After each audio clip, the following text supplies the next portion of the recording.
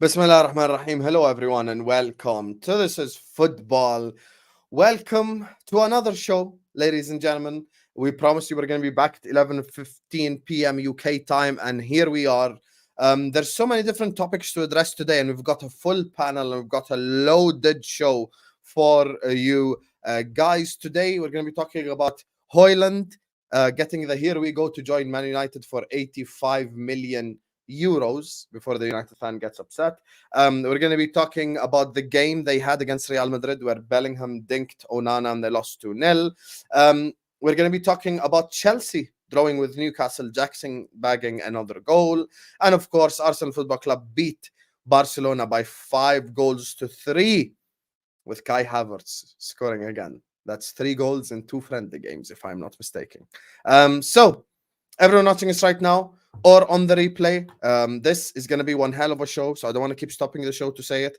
So whether you're watching this right now or on the replay, stop what you're doing right now, hit that like button, subscribe to the channel if you're ready to do so. I mean, there's already 150 people in here. We ain't even started yet. So please do like the video, do subscribe right now.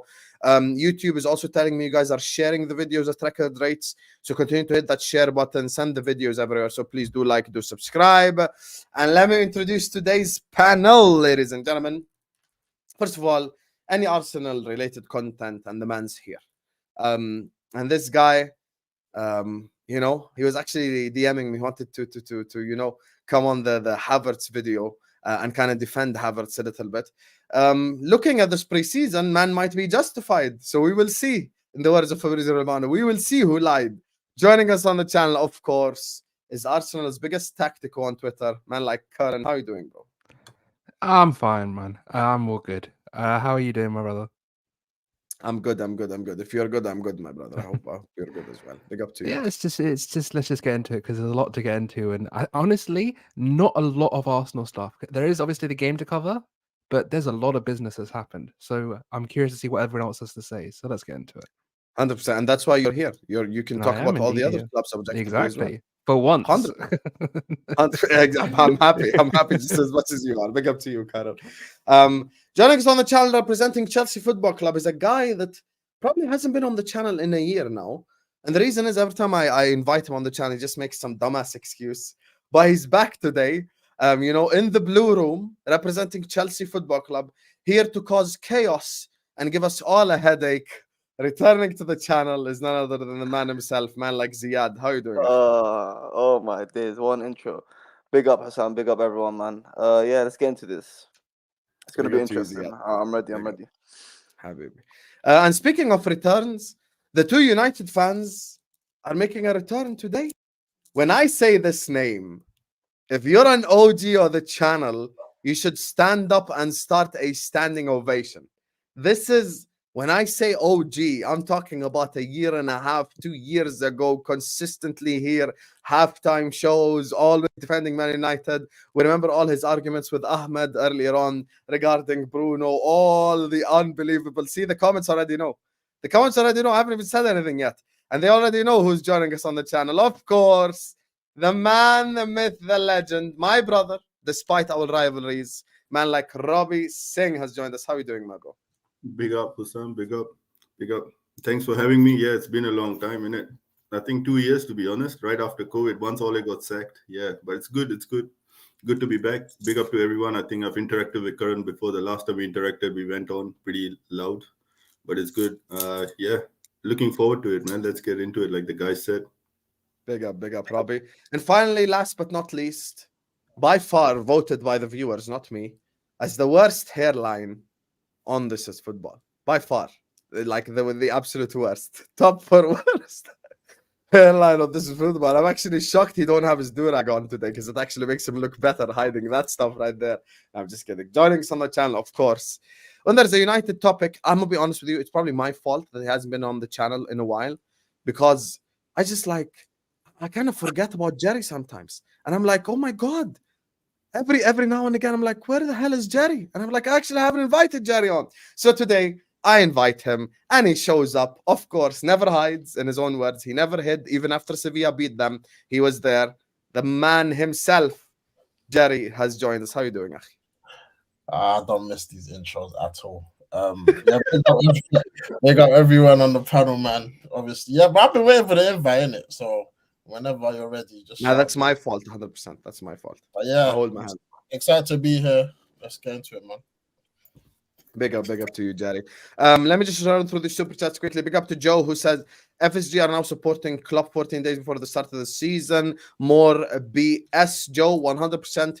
And look, you've probably watched the show with me and Tom and Kurdish earlier on. If you haven't, go watch it. Bro, we addressed this insanity that's happening in the window because there's like this Liverpool thing is a little bit worrying now, specifically headed into August. We need to do a bit more business, but I hope we do push through it. Thank you so much, Joe. Big up to Murad, says, Salam alaikum, Akhi Hussam. You good? I'm good, my brother. Thank you so much for the super chat. And you know, Murad, I know you're waiting for Al Ahwa tomorrow, inshallah, because Staffy is going to have all hell to pay for by me specifically. I'm going to roast his ass. Let me tell you right now. Big up to you, Murad Habibi.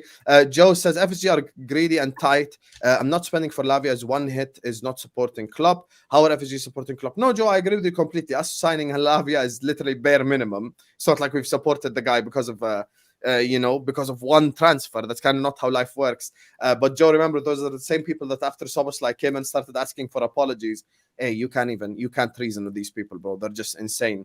Speaking of insanity, big up to Fatur, says Ziyad equal chaos plus insanity. Not surprised at all. This is what we bring him here for. We need some of that chaos element today. Every team needs a Darwin Nunez. Big up to you, Fatur. And finally, last but not least, man, like Gary says, Rob Singh versus Igal needed at some point. This is why I said Gary Paul's an OG. If you were there in the old days, Robbie and Igal met, and for 30 minutes it was I don't even want to imagine arguments. I don't even want to imagine that. That sounds insane. The funny thing is, it was worse than Lewis versus Igal. No. The funny thing is that me and Igal, we do actually talk on Twitter here and there, and we actually have mad respect for each other. So on Twitter, we actually come and we talk. I think it was the first meeting, that's all. Yeah, maybe it's because it was the first time. Maybe, Robbie's right. So before we get into it, we're going to start with Manchester United, of course. That's the first topic, as we got the here we go for Hojlund. And we're going to be talking about that Madrid game and the Onana mistake. I've mentioned it already 100 times because I'm trying to make sure everyone knows that it's a mistake. So, comments. I don't want to keep saying it because this show's about to get started.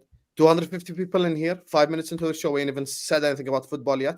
Slap the likes. Subscribe right now. Big up to Gary, Joe, Murad, and Fatur for the super chats. Big up to all the people who have shown us all the love. Hit that like button, subscribe now, minimum 100 likes. Let's get to it. Hojlund, given the here we go. I want to hear from Jerry first, then we go to Robbie, and then after that we open the floor up. Hojlund is a Man United player, 85 million euros, not pounds, Jerry, so you don't get triggered. Talk to the people, my brother. About time, man. It feels like it's been a long time coming with this whole transfer. It's been dragging for weeks and weeks. And yeah, I was literally just waiting for the here we go from Fabrizio, and it came today. I'm just happy that it's done now. Now we can move on to our next target. Obviously, the price is what it is, man. Like, was it 85 million euros, which is what, 64 plus add-ons, blah, blah, blah. Is what it is, man. We'll have to see if the price, he lives up to the price. But happy to get him in. Obviously, Ten Hag, it seems like he really wanted him, which I think is a good thing that he's got his man. Obviously, I ain't watched too much of him. Obviously, you hear the 9 goals he scored last season and keep going on about it. But I'm just intrigued to see what he does in this team, man. So, yeah, we got a striker finally. And yeah, I just gotta wait and see, man. Obviously, I'm not too excited because I'm not gonna say I've watched him, blah blah blah. The jokes, the B-Tech Haaland and all that stuff, which is actually fun. However, Ten Hag really wanted him. He got him. Now let's see if he can develop him and mold him into the striker that he wants him to be. So yeah, I'm intrigued to see what he does. And yeah, let's just go and get the next midfielder now, and then I think that's going to be our business done. And yeah, man, just waiting for the season to restart. Okay, Robbie? Yeah, I think it's a good signing. So far, what I've heard, I haven't watched him what Jerry said as well, but what I've heard is he's a quick player, he's intelligent, mature for his age, I know he's only made like 39 appearances. Most of it, I think, was sub, and then he has only scored 9 goals. So I think this is where we get to see Erik ten Hag's coaching ability in terms of whether he can mold the player and actually, find that diamond in that rock, right? So he's a talent that's not been refined yet. So but he has good prospects. So I'm looking forward to it. I think it's yes, the price tag, I'm not going to comment on it because we saw what happened when 90 million. How much did you guys pay for Nunez? 64 million. Yeah, 64 million. So the price tag, it always comes with the pressure. Like now you see Declan Rice, 105 million. People already on him after 2 games on Friendlies. So price tag is what it is. Yeah, Karan, they are. Trust me. I've been on Twitter Spaces, man. It's bad. All right. I mean, okay, but Yeah. I don't really know what for. He's played 1 game, so Exactly. Anyways, but look, it's a talent that we'll see. I think there's pressure on Erik ten Hag more than the player himself. So, but he's a good talent, so I'm excited. We needed a striker. Now we got an out-and-out striker, so Martial can do a good job on the bench now because he's injured anyways half the time, so he can come off the bench now. Is he going to outscore Jackson? Sorry? Go on, Ziad. Is he going to outscore Jackson? Jackson. That's a good Jackson. shout. That's a good shout, but I think he might, He might. Because he might. You know why? He would have doubled the price. I think he better. No, he might, because the thing is, look, he's a talent that's not been unearthed, right? So obviously, I haven't seen him play, and he's also coming into a new system, new league, everything. But the reason I'm saying he might, because of the chances that we were creating last season. So for me, based on the chances we created last season and the fact that we weren't able to finish them, I think if we are getting a striker like him, who's an out-and-out striker, then yes, I think he's going to outscore Jackson. But you're having a conversation when you don't know whether Jackson is going to start your games or not, because you got Nkuku and you got a whole lot. He's starting. He's starting. You have a lot. No, but you have 20 other players that are in there as well. So your manager. I mean, you say that, but they actually don't have as many players as you think. They've sold a lot of players. One second. Their squad is a lot. Let me land. No. I'm just saying that's not as. There's a lot. There's a lot. This is the red London guys becoming one city now. Otherwise, it's usually London is red and all divided and all that. Yeah, I'm just saying. Look, Chelsea, obviously, the manager needs to decide his starting 11. And I know Jackson is from what I've heard, he's a great player. I've seen him here and there on the Friendlies. I think he's a young player, upcoming talent. So you don't know whether he's going to start or not. You got other 3 players, I think, in your Chelsea team who'll probably start ahead of him. So, and it's only Friendlies that he's starting now. So I don't know. But if you're saying, then I guess he can, if he's going to start, that means he's banging in more than 20, 30 goals then, isn't he? 20, 30 goals. Yeah, you're saying why 20, 30 goals? Because you're coming up with so much confidence about him. You guys it's just we've signed a striker. We've signed a striker who is still young as well, but he's more than half the price of Hojlund or however you say his name. That's a release clause. You can't use that. That's not my problem. Whether it's a release clause or not, it's not my problem. The price is the price. So you not decided to pay that much money for whoever that guy is. I don't know how you say his name. 80 million. Come on, 85 million. And you lot are the team that just finished top 3 Champions League. Remember, we're the shit team. We're 12. Let each other finish. Let each other finish. Come on. Let me finish. All I'm saying is, you came with the energy asking me whether Jackson will outscore my striker. So you believe that he's better. So based on that statement, I'm coming to you and I'm saying, okay, then I expect 20, 30 goals, because you're sitting there with very big confident voice. You look confident as well, and you're speaking confidently. So I assume that Jackson might be that big player, and he's starting as well. So he can outscore. He can outscore. Hussam, can I complete? Hussam, the last time I checked, elite Premier League strikers, don't they score 20 goals and above? Because I remember 20 plus is elite. Yeah, 20 plus. And when Rashford didn't do it, people were like, no. So Jackson, the way you're talking about him, I haven't seen him. I'm just going off a Chelsea fan telling me and an Arsenal fan defending it. So he must be a good player. So I just said he'd start. I didn't say he was elite. I said he'd start. No one said he was elite. No one said elite. No one said he was elite. No one said he was elite. The only thing I was saying to you, Robbie, is that Chelsea have sold a lot of players, and when you look at their squad, it's actually smaller than you actually might think. They're not. No, I know that. Yep.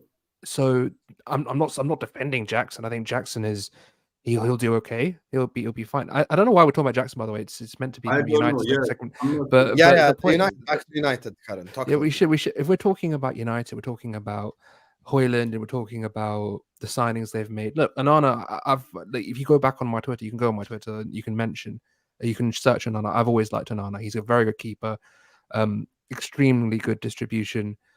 Obviously, we've seen as in the Madrid game, he can, have a bit of a crazy moment in him, and like that, it happens, right? And the thing is, a lot of these elite goalkeepers, they have that mentality where they're just not right in the head completely. Like you see with like Barthez or Lehmann or Oliver Kahn or any of these guys from back in the day.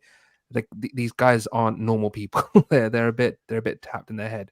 So I do think that it's a good signing. I think that for the amount of money you spent on Hojlund, I just and I'm not even coming this isn't in like a disrespectful bantery way.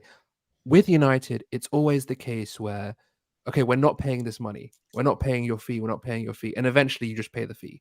It happened with Anthony last summer. It happened with Hojlund this summer. And that is on your board. It's not, obviously, it's on your negotiating team. I don't know what you guys do because you're as bad at selling as we are. And you buy for overly inflated prices. This is now a second window and you've now ruined the market for wingers. You've now just got a guy for 85 million, 75 plus 10 in euros, or say euros to make sure everyone's okay. For a guy that scored 9 goals, no offense to him, he's probably a great talent, but the fact is you're paying 85 million pounds for potential. Yeah, euros. Sorry, I keep saying pounds. Euros for potential, which is it's interesting. So, Karen, can I ask you a question? Do you watch this? I don't go watch every game, but if there's people that come up, like I remember last year, I went and watched Kvaratskhelia before he got signed because people were talking about him. I've watched a lot of Osimhen or Leao. I watch players. I don't watch teams. I'm not a team guy.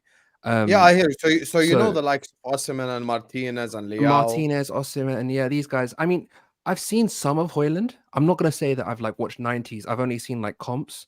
I've seen what H, you guys know H. He's one of the best United accounts out there. His comp did very well. I've talked to him quite a bit about him as well. And he's very excited about Hojlund. So can I just ask you about a couple of names quickly? Yeah, have you ever heard of Boulaye Dia? No. Have you ever heard of Nzola? Yes. Sanabria, like I know the name, but I haven't watched him. Like these, or like Tolini. Tolini, I know, yes. But like Beto, he's not great, is he? He scored like I think 9 or 10 this past season. Have you ever heard of Zakagni? Nope. These are all players who have scored more goals than Rasmus. Exactly. Yeah. Go there with that. Yeah. Nah. So these are all players that scored more goals than Rasmus Hojlund last season. Some people say if we're doing that, we can. Yeah. I'm not going to speak. Forget my opinion and all this. I'm going to give you facts. Last season, Rasmus Hojlund scored the same amount of goals as Edin Dzeko, Milinkovic-Savic, Felipe Anderson, former West Ham winger, Coop Miners, who's a midfielder in Atalanta, in his own team, scored more goals than him. Romelu Lukaku, Arnautovic scored more goals than him. Wait. You have Hussam. The one thing I will say is that he doesn't start a lot of games. Here's the thing. The reason why Man United fans keep blaming the Glazers for everything is because they don't actually put pressure on Erik ten Hag. Can I just speak? Why are you guys angry? Give me 10 seconds. Just give me 15 seconds and then you can respond. When you're speaking, I won't speak. Just hear me out. Chill. So anyway, the reason why no one wants to put pressure on Ten Hag is because they want to blame the Glazers all the time. The reality is this 85 million euro, it was decided by Ten Hag to spend it on Hojlund. It wasn't the Glazers' decision. It was his decision to spend it on Rasmus Hojlund. So when you look at Rasmus Hojlund, who has 9 goals in the Serie A, when Darwin Nunez had 9 goals in the Premier League and was called a flop, which is a significantly better league, I don't think anyone will pay 95 million for Darwin Nunez right now as things stand. So you're paying for potential and you're paying for an idea. Now, my thing is, United fans really have energy for everyone else but themselves. because a United fan would question an Arsenal fan on Havertz or on Rice or on multiple different things.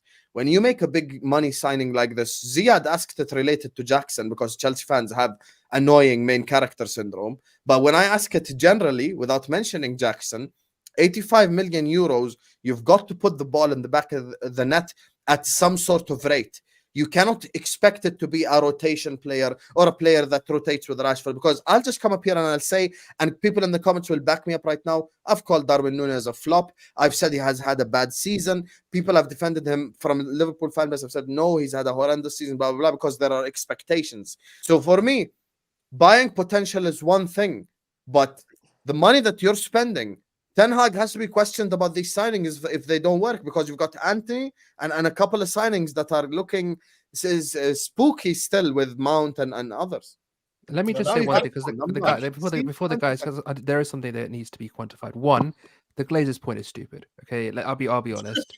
I'll be completely honest, because right, the Glazers hire the board, and the board negotiates these stupid deals. If you're looking at the likes of who they've hired in the past, now Richard Arnold, these guys, they're just not competent people, and they haven't got the best interests of the club at heart, and that's fair, right? So that's all I will say. Okay, my thing is that no, Ten Hag is sanctioned. Your manager's making the wrong decision. Exactly. No, that was literally my next point. Gonna spend 85 million on a player. This is Avram Glazer didn't call him and go like, "Yo, go buy 85 million Hojlund." This is my next. This is You've my got next. to be real, Karen. This is my next point, right?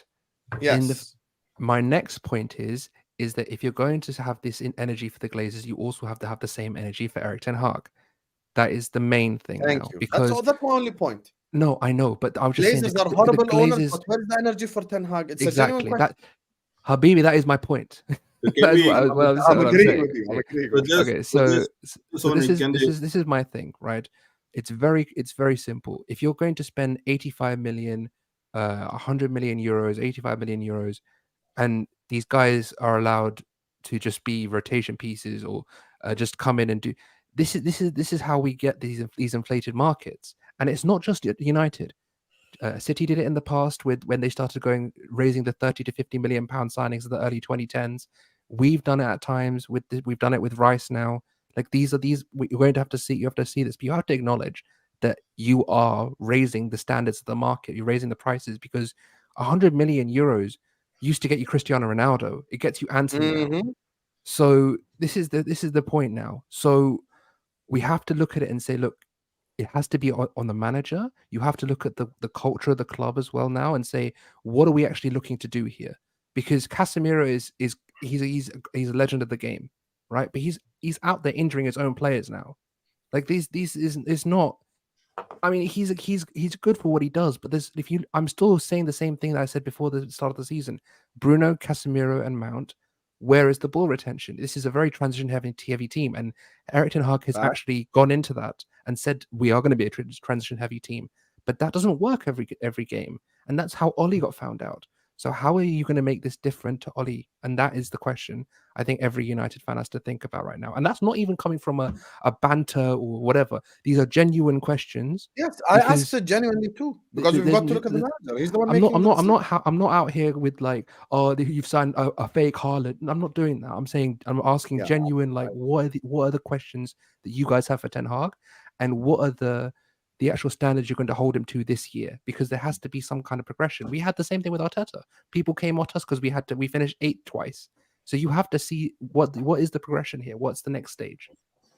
So just to answer, so basically sorry, Jerry, do you want to go first? No, go for it.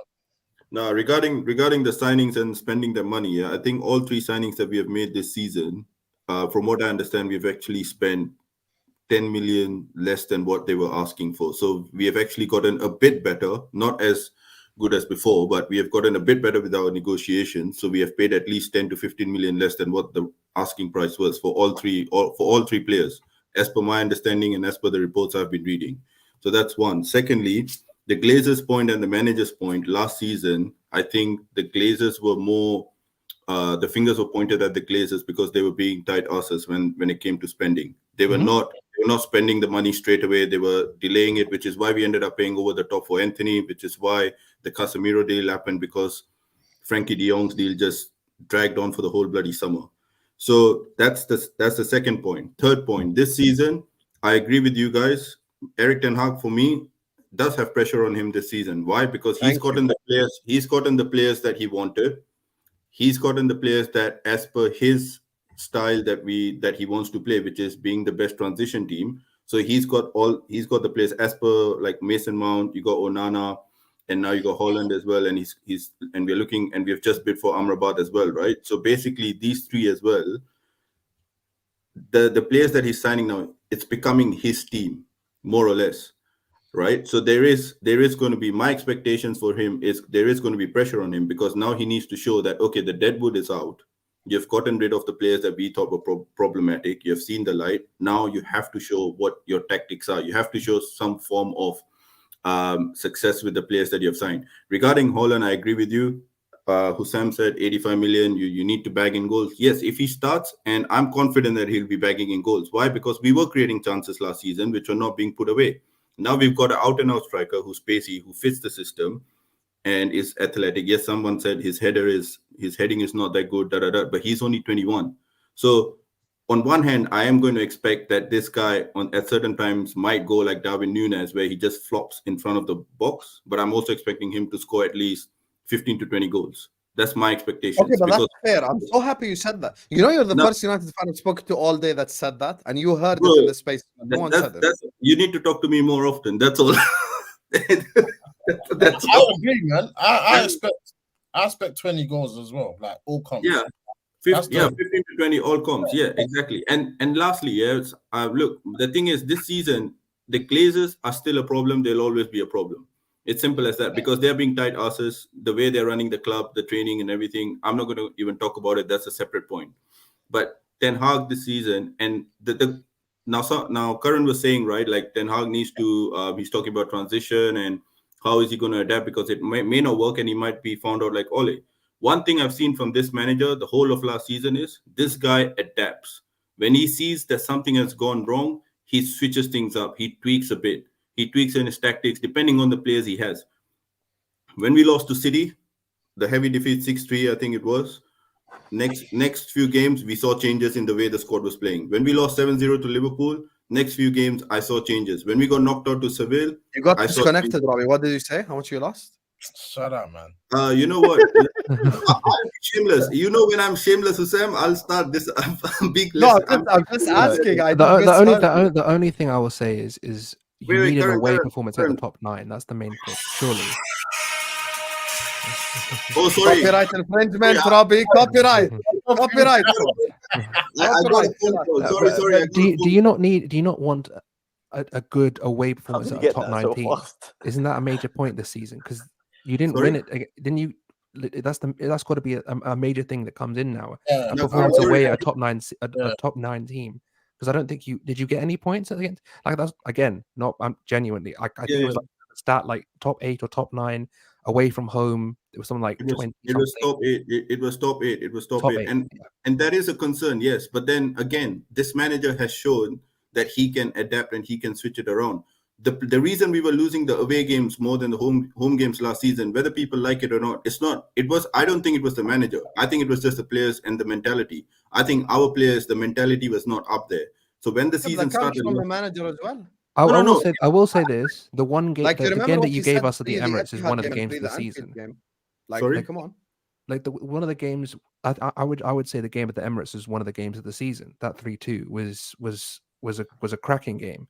Like exactly, I would like I'm not saying that. This is the thing. I think that there's a lot of hyperbole on both sides. I think there's a lot of United fans thinking that these signings are the ones they need, because I personally see that there's still a couple of things that are going to be away from that City level. Even with us, we're still quite away from the City level. So, but there's also a lot of Rivals fans going, they're going to finish 6th, which makes no sense to me. I think there's somewhere in the middle, somewhere like 3rd, 4th, maybe a push for 2nd. I think that's realistic for you guys. And speaking of realistic, sorry, I just want to get into this comment section. There's 550 people watching us. We ain't even on 200 likes yet. Guys, what is this behavior? 11 p.m. on a Saturday night, giving you entertainment throughout this summer. Slap the like button now. Subscribe to the channel before we head to the super chats. Like the video, yeah. It's a free button. Hit that like button now. Subscribe to the channel. What's this behavior? 550 people. We're not at 200 likes. Like the video now. Like the video now, this very second. And Murad here is going to touch on my point that I want to address. Because this is the thing with Ten Hag's talent ID. It's a genuine question. I'll hold my hands up right now and say Klopp doesn't have the best of talent IDs. I've got no problem admitting that. No manager is perfect. Why is Kane not possible by United fans when you can pay 85 million for Hojlund, but it's the Glazers' fault, not Erik Ten Hag? That's my point. The same exact amount of money, Robbie and They don't want to talk to us, bro. That's Robbie fine. Robbie and Jerry and everyone Well, United fans. I'll answer. Hear me out. It's very easy. Let me say the It's very question easy. first, and you can get angry. Let me say the question. The question is as follows. The same amount of money you spent, we've already given you credit for Onana, both me, Karen, and Ziad, and everyone. Fantastic signing for that money in 2023. Mount, Hojlund, you take that money alongside like the money from an Anthony, you get Kane and Caicedo. You instantly become a title challenger or a title winner, even possibly with that team. So when we're talking about talent ID, once again, this is why I related to the Glazers. I'm not saying the Glazers are good owners. They're not. We already know, me, Karen, and Jerry, and Robbie, we are owned by the same type of mentality owners. We know what they move like. That's not the issue. The issue is as follows. We can't say Glazers out, blah, blah, blah, but not look at Ten Hag. We've also got to look at the guy because he's the one who's making these decisions. You could have signed Kane and Caicedo. When Jerry says they won't sell Kane, Football doesn't work like that, though, Hussam. that's cap. They It doesn't work like that. After Joe Lewis came out and said that, you should have made the bid for Kane the next day. The next day. But the thing Can is I that just say something, Karan? Sorry, I'll just say quickly on the last thing, because I didn't get to finish. So in terms of the signings that we're making, yes, there's pressure on Erik Ten Hag, but also there's one thing that we're doing which is different from any other season. We are not fixing the gaps, like we are not making those short-term signings. We are making signings that are going to help us long-term. Except for Casemiro, I think if you look at all the signings, they are signings that will go on that seems like it's part of a long-term project. So I think that's that. And regarding your Kane thing, we all know on this panel, hand to heart, if Man United went in with that bid the next day when Kane was up for sale, right now his price is what, 80 million that I think Bayern is looking to negotiate. it's pretty much done now. Kane to Yeah, Bayern. but Levy would have asked for about 120, 130, and also it's also confirmed that Levy did I not wouldn't say that much. One second. much. It was They'd ask for maybe he rice would ask money. for 100, like They'd ask 95 for or rice 100. it was 120, and he also mentioned that he's not going to, like, he's agreed to sell Kane, but he has told Kane that I won't sell you to another Premier League club. If you want to get a bid, get from outside. Otherwise, you're staying here, and we don't mind running down your contract, right? So the fact, I understand what you're saying, like, that money could have spent to Kane. Yes, of course. Would I want a Finnish striker right now? I would want Kane. Thank you. That's my But I point. also know, wait. But I also know that realistically, that's not going to happen because 120 million. Vlahovic, Osimhen, I can keep going. Wait. See, the thing is, you can come up with all the names. I know you're a football dictionary. You can come up with all the talent IDs and you can come up with Caicedo and all that stuff. Yeah, that's fine. But at the end of the day, what matters is what matters is me, you, and the rest of us. We play Football Manager. We'll sign who we think is good for the club. Erik Ten Hag is Football Manager. Wait. I'm just saying. Erik Ten Hag out there. He's sort of pointed out because we don't have that proper footballing people on board, like a director of football or scouts and all that stuff. We don't have that. You have scouts. No. We do. What I mean is they're not as prolific or They're not effective.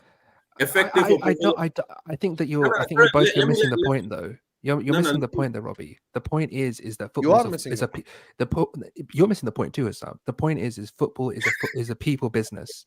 It's a people business. Am I missing the point when I made the point? It's not just about, because players have to agree to go to places. Exactly. There has to be relationships as well. You can't just say, because the thing is, I could have done the same thing with Havertz. We could have got Kopish for 20 million less, sold Partey, and then we get Caicedo. Like, we all have these. No, but that's also a reality. Things. That's also a reality. That's not a lie. Habib, it's a reality, but you have to get. Yes. There's too many. There's a lot of. There's a lot of this, then this has to happen, then this has to happen, and then we can get our way. You have to be able to see, are these things viable?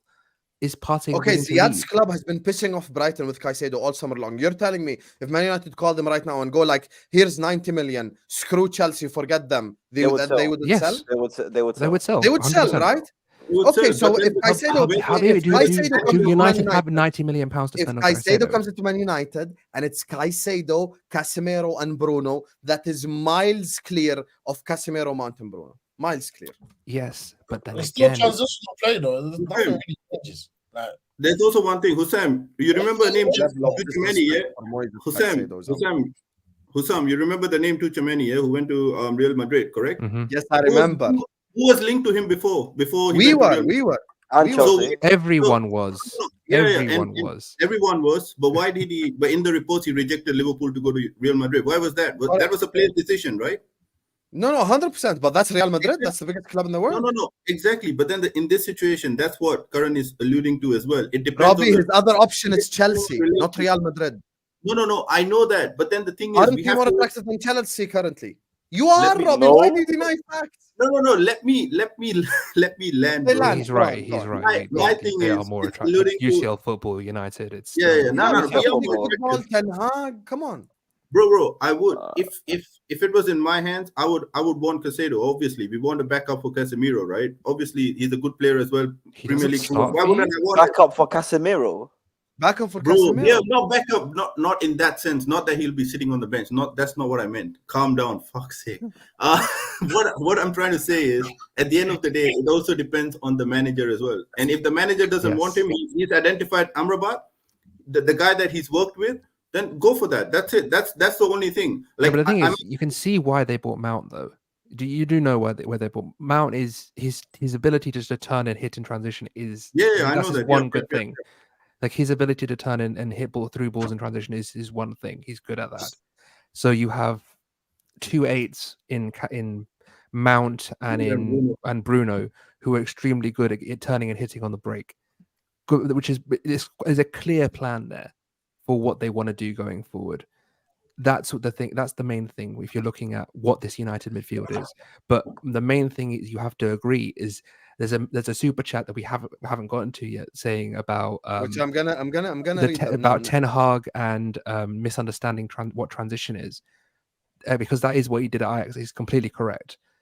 Ten Hag is Okay, someone you know what? Speaking of, let me get to the super chats now. Get to the super because chat. after this, I kind of want to go to the games as well because we have to talk about the Real Madrid game, the Barca game, the Newcastle game. So we're gonna get to all Barca the are ripping through Real Madrid right now. Big up to Masood Fazili, who says, give my manager the same time as Klopp and Arteta and we will win a league. Some stop the lies. The fee is 64 million pounds. Agendas are mad. I said 85 million euros. There's no agenda. It's from Fabrizio Romano.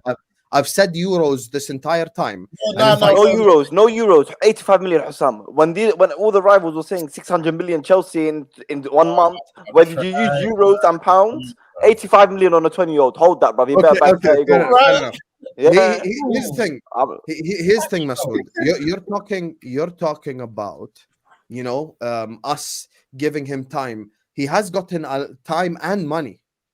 That's the thing. Money matters in this. Time, yeah. He's had one season. One second.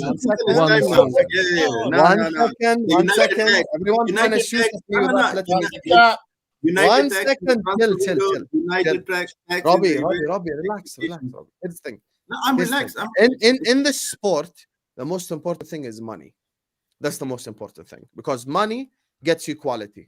The matter of the fact is, over these last 2 years, Man United have spent more money than everybody. So it's normal for us to sit back and go like, he signed 80 million, Anthony, he's shit. Malacia is meaty. Mount, question marks. Hojlund, question marks. We clapped for Onana. We clapped for Casemiro. It's normal for us to question the wrong decisions. And listen, Masoud, time will tell. We will see. We will see who lied, in the words of Fabrizio Romano. Big up to you, Masoud. Yeah. Big up to... Let me just run through them so we can just carry on. Big up the panel now. I hear some saying Glazers out. Why? Now you see why Man United will spend another 180 million. Our targets are all Ten Hag targets. I'll not judge Hojlund since he's only 80 years old. Oh, but that's not how life works, Habibi.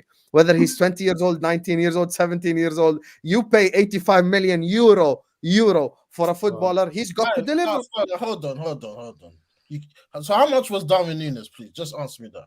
64 million pounds. No, the package.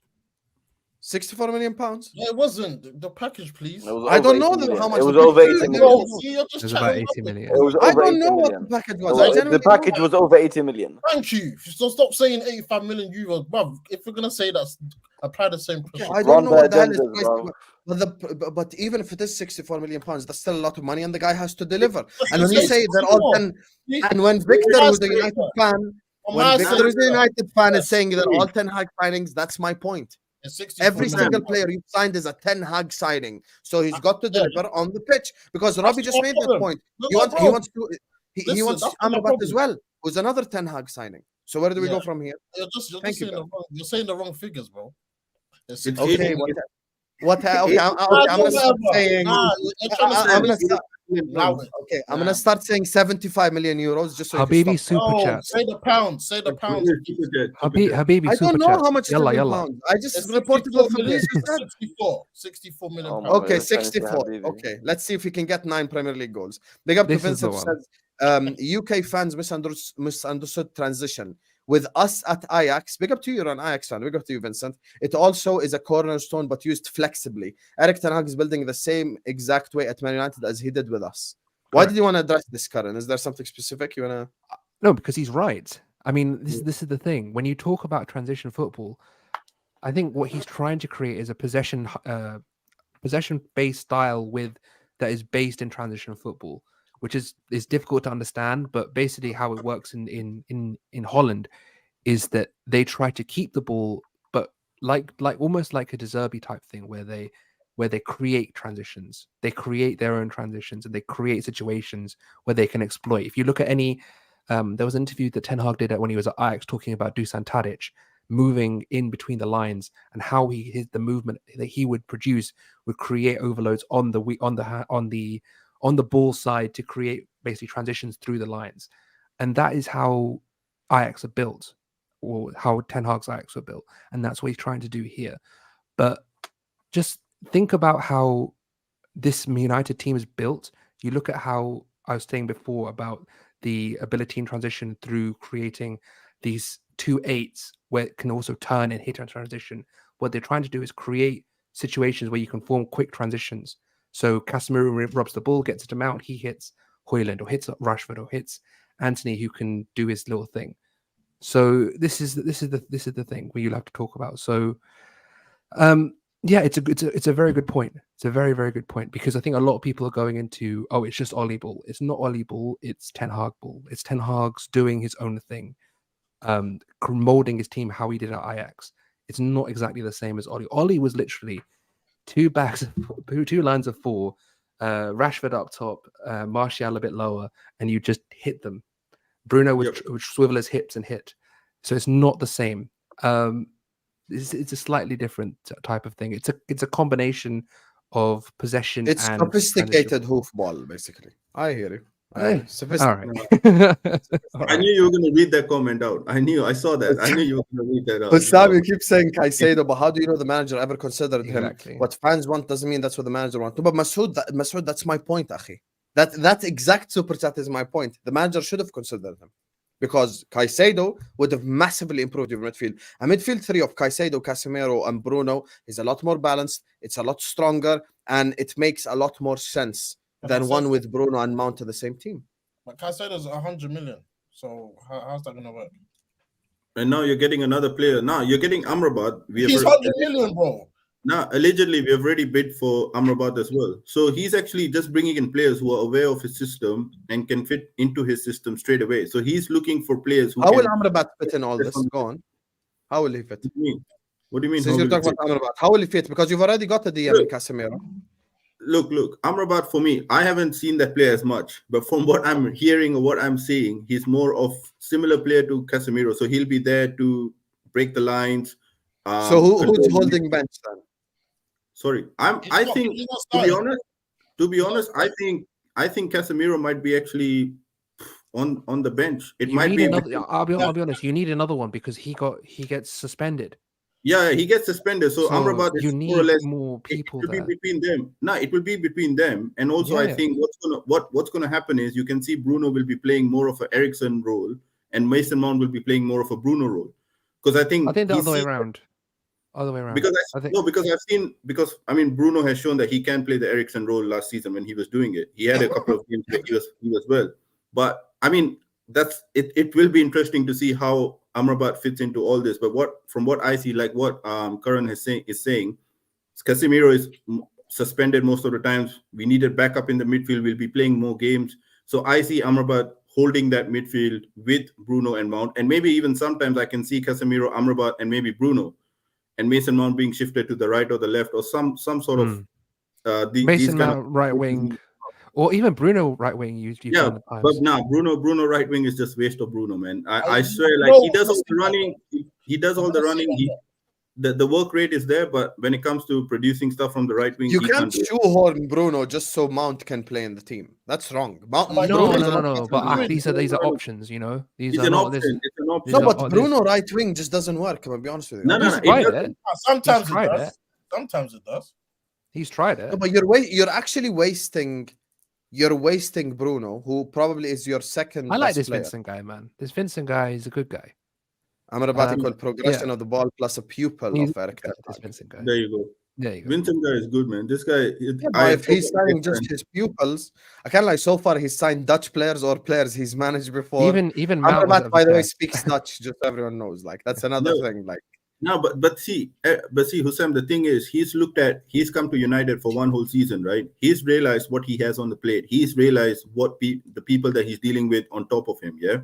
So as a manager, would you rather sign a player that you know will fit right into your system, will take less time for adapting, or will you go with players that might take a lot of time and you don't know, depending on whatever reports or recommendations that you've got? Well, you can't just sign players you know. No, you need a core of players that you can trust. Yeah, so he's same thing that we did. The same thing that you did. I disagree with that completely. Klopp didn't sign any player he worked with, and Pep didn't go sign a bunch of players. It's not about just who you worked with; it's players that you trust. You have to have a group of players. If you're coming into a big club, you have to have a group of players when you come with you and be like, "You are my guys. This is the cornerstone of my project. This is who I'm going to build around," and that's what he's done. Like I'm not going to say that he's done anything to reinvent the wheel, but he's had a solid first year, and that's all you can say. The only thing is now it's going to take. We need away performances. We need performances in big games. We need 100%. To see how these are the things. And we see how he did with Champions League football as well, which isn't. Yeah, exactly. That's the last. That's the question mark over your manager, over a lot of people. Everyone, brother, everyone. 100%. Your manager as well. Oh wait, sorry. I forgot you were in Europa League. Hey, my manager is a Champions League winner. You ain't seen that in 20 years. Continue, Karan. Sorry. No, I forgot that you were not in Champions League this season, man. Sorry, I was about to say. Did I hear Mason Mount right wing? I've got more Champions Leagues than all Bruno right. I could take a year off. You are the club. But anyways, Erik ten Hag worked with Amrabat at FC Utrecht 6 years ago. Stopped the cap. He wasn't that player there. I mean, of course, he developed and he improved 100%. Look, Amrabat is not a bad signing. I personally would take him at my club. But very good signing. The thing is, if all he's signing is players he's worked with before, or players who speak Dutch, or players from the Dutch league, you've got to stop for a second and go like, are we trying to create the Netherlands World Cup team? Like, what's going on here? Like, you kind of need something different. That's why when Jurgen Klopp signed for us, he didn't go sign a bunch of German players. You know, we didn't. The only German player was Emre Can. That's the only guy. The rest were all, Salah from Italy, Alisson, etc. It kind of, you've got to improve the team smartly, and that's my point. I think it's more pressure, Hassan. I think it's more pressure because when you've got a manager who's trying to do something as Ten Hag, a very specific philosophy and way of playing. And you can give him an excuse, he's signing certain players that they got to adapt to the situation, understand his way of playing. But if he's signing players that he's worked under, it's more pressure to win now and not in the near future. 100%. I agree with that. That's what I'm saying. Like, I'm seeing him sign players that he's worked with. He's creating that core of a group of players that he can trust on the pitch, which is why he got Martinez, which is why you got Onana now, you got Mason Mount, you got Bruno on the pitch. Now he's got Hojlund. Now he's trying to get Amrabat. You got Casemiro. So he's got players on the pitch now that he knows he can trust 100%. There is pressure on him now to show that he can improve on that away form that we had last season, where we were just collapsing every single time. But home form, we were really good.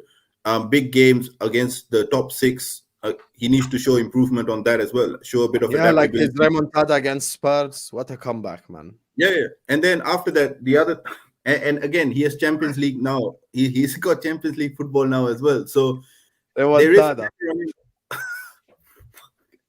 Oh, Sam, why would you do this, man? Why would Marius, you're such an asshole for that super chat. Oh my God, I love my audience, man. I love my subscribers. I swear, you guys are really big up to you, Marius, man. What a super chat. Anyway, look, just before we move on to the game, Vincent says Erik ten Hag had overmars. He has no technical team at Man United. To understand that need scouting. This will need time in replacing the staff. And this is where me and you agree, my brother. And this is why I said the Glazers aren't good owners. That was never my point. But if the guy is going out his way to go sign 85 million Rasmus Hojlund, then it's also fair for me to go like he needs to deliver, he needs to score goals. If all the players are Erik ten Hag signings, then they've got to deliver. Full stop. That's my only point. As to when it comes to off the pitch, as Robbie said earlier on, they're getting a bit better, but they still aren't good, to be fair. Before we move on to the game, can I make one quick point? Go on. The reporting, right, has been so weird. I've never seen a fee reported in euros like this. Like, I don't understand why we do this reporting of like, okay, this fee is 75 plus 10 million euros, whereas this is now 75 plus 10 million pounds. That's what Fabrizio said. It's very. No, it's not, because the thing is, I don't think it's anyone's fault here. I think we're just going by what we're being told, and that's how narratives form. You know, it's misinformation. And so you're right. You United fans are right to be upset about it, but we're just saying, like, am I really going to remember to go to Google every time to put it into pounds? You know what I mean? That's why I just said the price that Fabrizio said. That's what I'm saying. Like, it's not. I've been hearing it all year. 600 million. I've been hearing it all year, man. How much is it actually? You guys tell me. How much is it actually? 64 upfront fee. No. Since it's not 600 million, how much is it? No. Because for who? For who's this? Who's this? For Hojlund? Yeah. It's at 70 million euros apparently, from what it is. It's 75 plus 10 for Hojlund in euros. That's what the package is 85 million euros. I just saw Romano tweet out 70 million euros. So I don't know. I'm just going by Ornstein. I don't know about what Fabrizio. I don't know. Look, at the end of the day, the price tag is something that the rival fans will remember. As a United fan, I'm just looking at the players. We needed a striker, we got a striker. Whether we got him for whether we got him for £1, whether we got him for £100 or 100 million pounds, I don't give a shit. At the end of the day, I'm going to see how he's going to perform on the pitch. If the manager has faith in him, the manager has signed him. Now it's up to the manager to make him successful on the pitch as well as the players. So that's what I'm looking at. If the rival fans want to bring up the price tags, fair enough, do that. Because even Nunez, we do that. I've seen Nunez as a 100 million pounds player. But what have you guys taken away from this preseason though? Like from just and that's what I want to get into. So let me just segue this, because I do want to go to the friend games.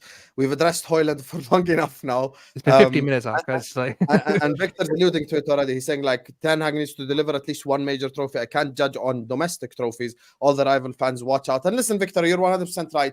And this is why we say United should at least challenge or show major improvement. Don't finish third or fourth and come telling me, oh my God, Ten Hag, he's the greatest project, all this buzzwords that people like to use. It's just boring. Big up to you, Victor. Thanks so much for the super chat. And listen, big up to Victor, big up to Marius, big up to Vincent, Masood, Gary, Murad, Fatur, and Joe for the super chats. Big up to you guys. We're actually going to start talking about the friendly games now that Karan spoke on. Before we do that, there are 657 people watching us. 657 people watching us. We need minimum 300 likes. Slap the like button now. Subscribe to the channel if you're yet to do so. I don't want to keep interrupting the flow of the show to say it, but there's almost 700 people here. Meet me at halfway line. 300 likes. That's the target for today's video. So please do like the video. Do subscribe right now. And look, let's just get into it. Let's talk the United game, the Chelsea game, the Arsenal game as well, because they did beat Barcelona. Apparently, Barcelona are like kind of beating the crap out of Madrid now. Yeah. I don't know if that's like some sort of rumor or something, or people in the comments right now. I think it's I have no idea. Yeah. Anyway, so as I said, we're gonna start talking about the friendly games. It's kind of what we saw on the pitch. So please do like the video, do subscribe, and let's get this party started. I want to go to Ziad first. Draw with Newcastle. Chelsea drew with Newcastle. Jackson scores again. Well, what are you saying on the whole situation for Chelsea Football Club so far? And if you could just touch on Caicedo a little bit for us as well. I'm happy with the preseason. I think it's been a good preseason. We haven't Brighton. We've played Brighton. They're not easy. They're a good team. Performed well again, but Newcastle, I think it was tied performance. It was a very tied performance, man. It was a bit of a dead second half. First half was okay. Newcastle we took the lead, and Newcastle equalized with a silly mistake again by Cucurella. Kepa could probably done better coming out a bit earlier. But I'm happy with the preseason, man. We're seeing players like Jackson, finally, someone that can put the ball in the back of the net. You know, composed, fast, strong, hungry, relentless. Like, this is a striker that you need at Chelsea, not the person that's Hassam's covering. But you know, this is what I'm happy. We're seeing players like Ian Maatsen. He's a left back. We've all known him for being a left back at Burnley, winning the league there, and then coming now playing left wing, right wing, 10. So look, and Poch is happy with him. So I'm excited, man. It's a complete new Chelsea team. I'm excited, and we're getting rid of the players that don't want to be here, the players that are not good enough to be here. And Poch is building a whole new team. It's exciting, but with this Caicedo, it's just, oh my god, I feel like we got to get the deal done, man. I think Brian, I think we have to, man. Brian. I think we know them for being difficult to deal with. You're welcome, by the way. But what do you mean welcome? He was never Rice 105. No, Rice 105. Yeah, I know. But that's why you're welcome. I think the Brighton are known for being difficult to negotiate with, but I think this Levi Colwill situation has not helped it whatsoever. If you got De Zerbi coming out in the press saying, I hope to have Levi Colwill and Caicedo in my team for next season, imagine what they're saying while they're negotiating for Caicedo. They're probably being pieces of shit. You know, but look, Colwell's staying. Not even Liverpool is going to touch him. No one. Ziad is on that. Staying. All my homies hate Brighton energy. I could just sense it. Like, you're not that team, man. One good season, you're not that team. Maybe like Arsenal or something. Like, you're not that team. One good season, like, stay there. You know what I mean? Like, you're not that team anymore. Anymore. In terms of Arsenal. Wow, but listen, look, I say it's pay the money. You can't go 8 weeks negotiating and you don't end up with the player. I'm sorry, like with Chelsea, money is the last problem that we have right now. No, it's the first problem you have. It's really it's the problem at the moment. Yeah, no, exactly. I mean, in terms of like just pay up, but in the grand scheme of things, 100 million. It's not a big deal, man.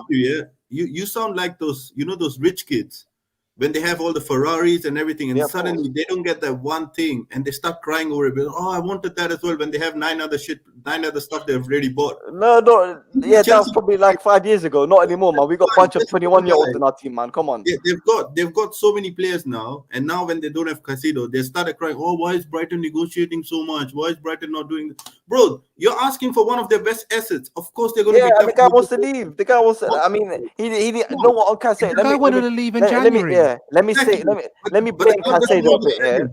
Let me blame Caicedo a bit here because in January, this guy came out and put a whole statement on his Instagram begging to leave. Right? Begging. No, he didn't say for who directly. No. Did you put a bid in January? Did you put a bid in January? Yeah, we did. Yes, we did. No, you didn't. No, check again. Sorry, we didn't put a bid in. We put 3 bids in for Caicedo. Okay, I'm gonna send Hassan a tweet and he can put it on. Seriously, if you made a bid, seriously, I'm fine. If you made a bid, I'll hold my hands up. No problem. I'm not here to argue. My point is, we put 3 bids in for Caicedo in January, and he did all this. He then signed that deal, which has then screwed you. He's got a 5-year. He's got. You bought half their stuff. Of course, they're salty. No, but this is the thing. This is the thing, right? You've shown. This is the same thing that we've seen every club. I love you, Marius, man. In the top 6 do. We've had it with us, with Pepe, with United, with Anthony. You guys with different players. We've all decided to go. You know, screw it. We're gonna buy this player. We'll just pay the money. And this is the thing. Once you have that mentality, that's where you look Mudryk in January. You went in and got that. You paid the 88 million or whatever it was to get him. 60 million. No, don't try that shit. Don't try that shit. Do you want to do? Okay, 1 second. Are we gonna do this or not? You want bonuses as well? Pounds every time. You want bonuses or bonuses? Bonuses every time. If with bonuses is 80 pounds. Ask Hussam Ask Hussam. When we talked about Declan Rice, I said 105 million asking, pounds. Sam? There's always bonuses included every time. So Okay, Do we include let bonuses me- for who? For Rice? for everyone apparently. for Rice, when Rice was signed, what did I say the price was? 105? Exactly. Every 105. time you talk about what price is, it's with the bonuses included. That's just a fact. We've just been talking about 85 million euros for Hojlund. That's Yeah, not his I don't base get price, your is point, it? to be honest with you. Like, are you But- just upset no, when no, people no, mention my- bonus? my what I'm thing- my saying, point I've is got a it's problem with simple. Caicedo. I've got a little Yes, problem with everyone- Caicedo of because course you do, what because it you looks Okay, signed tell like, me that your deal. problem. no, what it looks like from the outside is that he's tried to force a move in January because he wasn't happy with his wages at the time, 3K a week, whatever it was. He's then been offered a contract at Brighton to increase his wages, and he's like, you know what, cool, I don't mind staying at Brighton. Mate, do you want to go to a big club and play at the highest level, or do you just want to play because you got 60K? You're going to get more than 60K anyway at Chelsea. So I don't get, this is where I feel like he's not forcing it as much as he did in January, which is my problem. This is going on, this is not the second week we're negotiating. This is 8 weeks. This is basically the whole window we're trying to get you, right? They've rejected 18 million pounds for you, and you're still not forcing a move. He's all his right to go to But Brighton. why would you want him? No. But why would you want him to force a move when the club that he's at right now gave him a new contract for 5 years, increased his wages, and possibly they're playing in Europe next season as well? Let's So not. why let would you- they- No, let's I mean, it's not no. even that. Listen, It's not I'm even not that. having It's this. not. I'm not having this. It's I'm not not having even this. that. I'm It's not not having even this. that No, though. hear It's me not out. even No, that though. He's No, going to it's get his not even wages that. doubled at Chelsea. He's probably going to get it doubled. Whatever he's at Brighton now, it's probably going to get doubled. I don't tell me no. No, Don't but it's tell me not. he's going to It's stay at not. It's Brighton because not. of a year in Europe, other than coming to Chelsea. It's not. But the Come thing on, is, man. what That's it's not. nonsense. Forget Europe, right? The point is that if you looked at how the things happened in January with the statement, with how we acted, there was obviously a reprimand from Brighton. You can't. They looked at it and said you need to. You're asking to say, did he bid? Yeah. When was this? But when I said Caicedo signed a new deal on Brighton, Brighton have turned down 55 million pounds from Chelsea and 70 million pounds from Arsenal last January. Okay, fine. So you made a bid. Fair enough. But the point is that when he made the statement was after we made our first bid of 65 million pounds. Oh, come on. Regardless, he wanted to leave. Look, let's not do that. Okay, The point it is doesn't he matter. wants It to doesn't leave. matter. It doesn't That's matter. the Okay? point. If he wants to say if he wants to leave, Chelsea or doesn't matter. Okay, the point is that after you do that and you stay at the club, there's a reprimand that's obviously going to happen. He's not going to be allowed to speak in the media or do Instagram posts. They're going to say to him, "Look, if you're going to stay, you have to react respectfully." And they've obviously come to a new deal, and there's obviously been a conversation that's happened that will get you a move or whatever. And then what happened is that the price of Rice affected the valuation of Caicedo. It's that simple. Tony Bloom has said on every occasion, we have a valuation for a player. If teams meet that valuation, we will sell. Same thing happened with us with Ben White. Same thing happened with you with Cucurella. Same thing happened with Trossard after in January. These players have valuations, and Bloom doesn't even entertain things. That's how he does things. You ask, there was interviews with Paul Barber after January, and that's exactly what he said. We have a value for Moises, and once that value is met, he can go. Not a problem. But at the end of the day, you have to meet that valuation. And Chelsea have gone, if they had done this move earlier, before we did Rice, you would have got it by now. So this is my thing. Yeah, where but it's easy to say that because we've been no, but negotiating. you're asking with that you're putting Caicedo that it's since all on April, Brighton. May. No, but But what I'm saying is we've been negotiating with April, May. Yes. Brighton are very smart. They knew what's his name was leaving. Exactly. Rice was going to leave this summer, so they could. For all we know, they could have sat there and said, "Nope, we're not negotiating. Not for sale. Not for sale. Not for sale." And then as soon as Rice leaves, they said, "Okay, 100 million." So there's nothing really Chelsea can do in that situation. There's nothing Chelsea can do, but you have to realize that that's the situation. That it's not about Brighton acting. Brighton have acted exactly. Been very, very smart in this market. They've been very, very calculated. They did say he was going to leave, though. They did say he was going to leave. De Zerbi did come out on the last season and said it's most likely Caicedo and McAllister will not be with us. You know, and you look. I watched about 10 minutes. I watched about half an hour of him yesterday. Yeah. The guy is walking about. He's borderline forcing a move out. He's walking about in the games. No, but the thing is, right? I mean, that could be. I didn't watch the game, right? So it could be true. But the thing is, you've got to realize that you've also got the Chelsea bias as well. So it's going to be hard for you to go objectively go, okay, this is how he performed. Facts, Marius. You're going to be looking at looking how things. Big up Tony Look, Bloom. That's my main- guy right The there. negative main that I thing- will have on me, the negative on Chelsea, I will Hmm. say, is that yes, Brighton are very hard to negotiate with. Yes, there are Levi Colwill with, like, I can't even imagine what they're saying about Levi Colwill, even though we've told them multiple times in the media and I'm sure privately, not for sale, right? But come on, man, it's been going on since May. But and you Brighton have still played can't strike a deal. They've played Caicedo. They've played both of you. If you had sat down with Caicedo before, it's like, why are you signing don't sign a contract? We'll come back for you. There's no. Yeah, there's but at no- the same time, you can't reject 3K to Can I ask a 60K question? when he's got No, 10 but- siblings. but Quickly, You Karan, can't. sorry. for 3 months, for 3 or 4 months, and you're going to be playing 60K afterwards. Yeah, This is the man. thing. I You're know it's looking- easier said than So, done. no, though. but the thing is, that's what I'm saying. I'm not looking at hindsight. I'm saying they have played you and they played Moises as well because they've got the deal. They can now justify that price, and that's how it's going to be.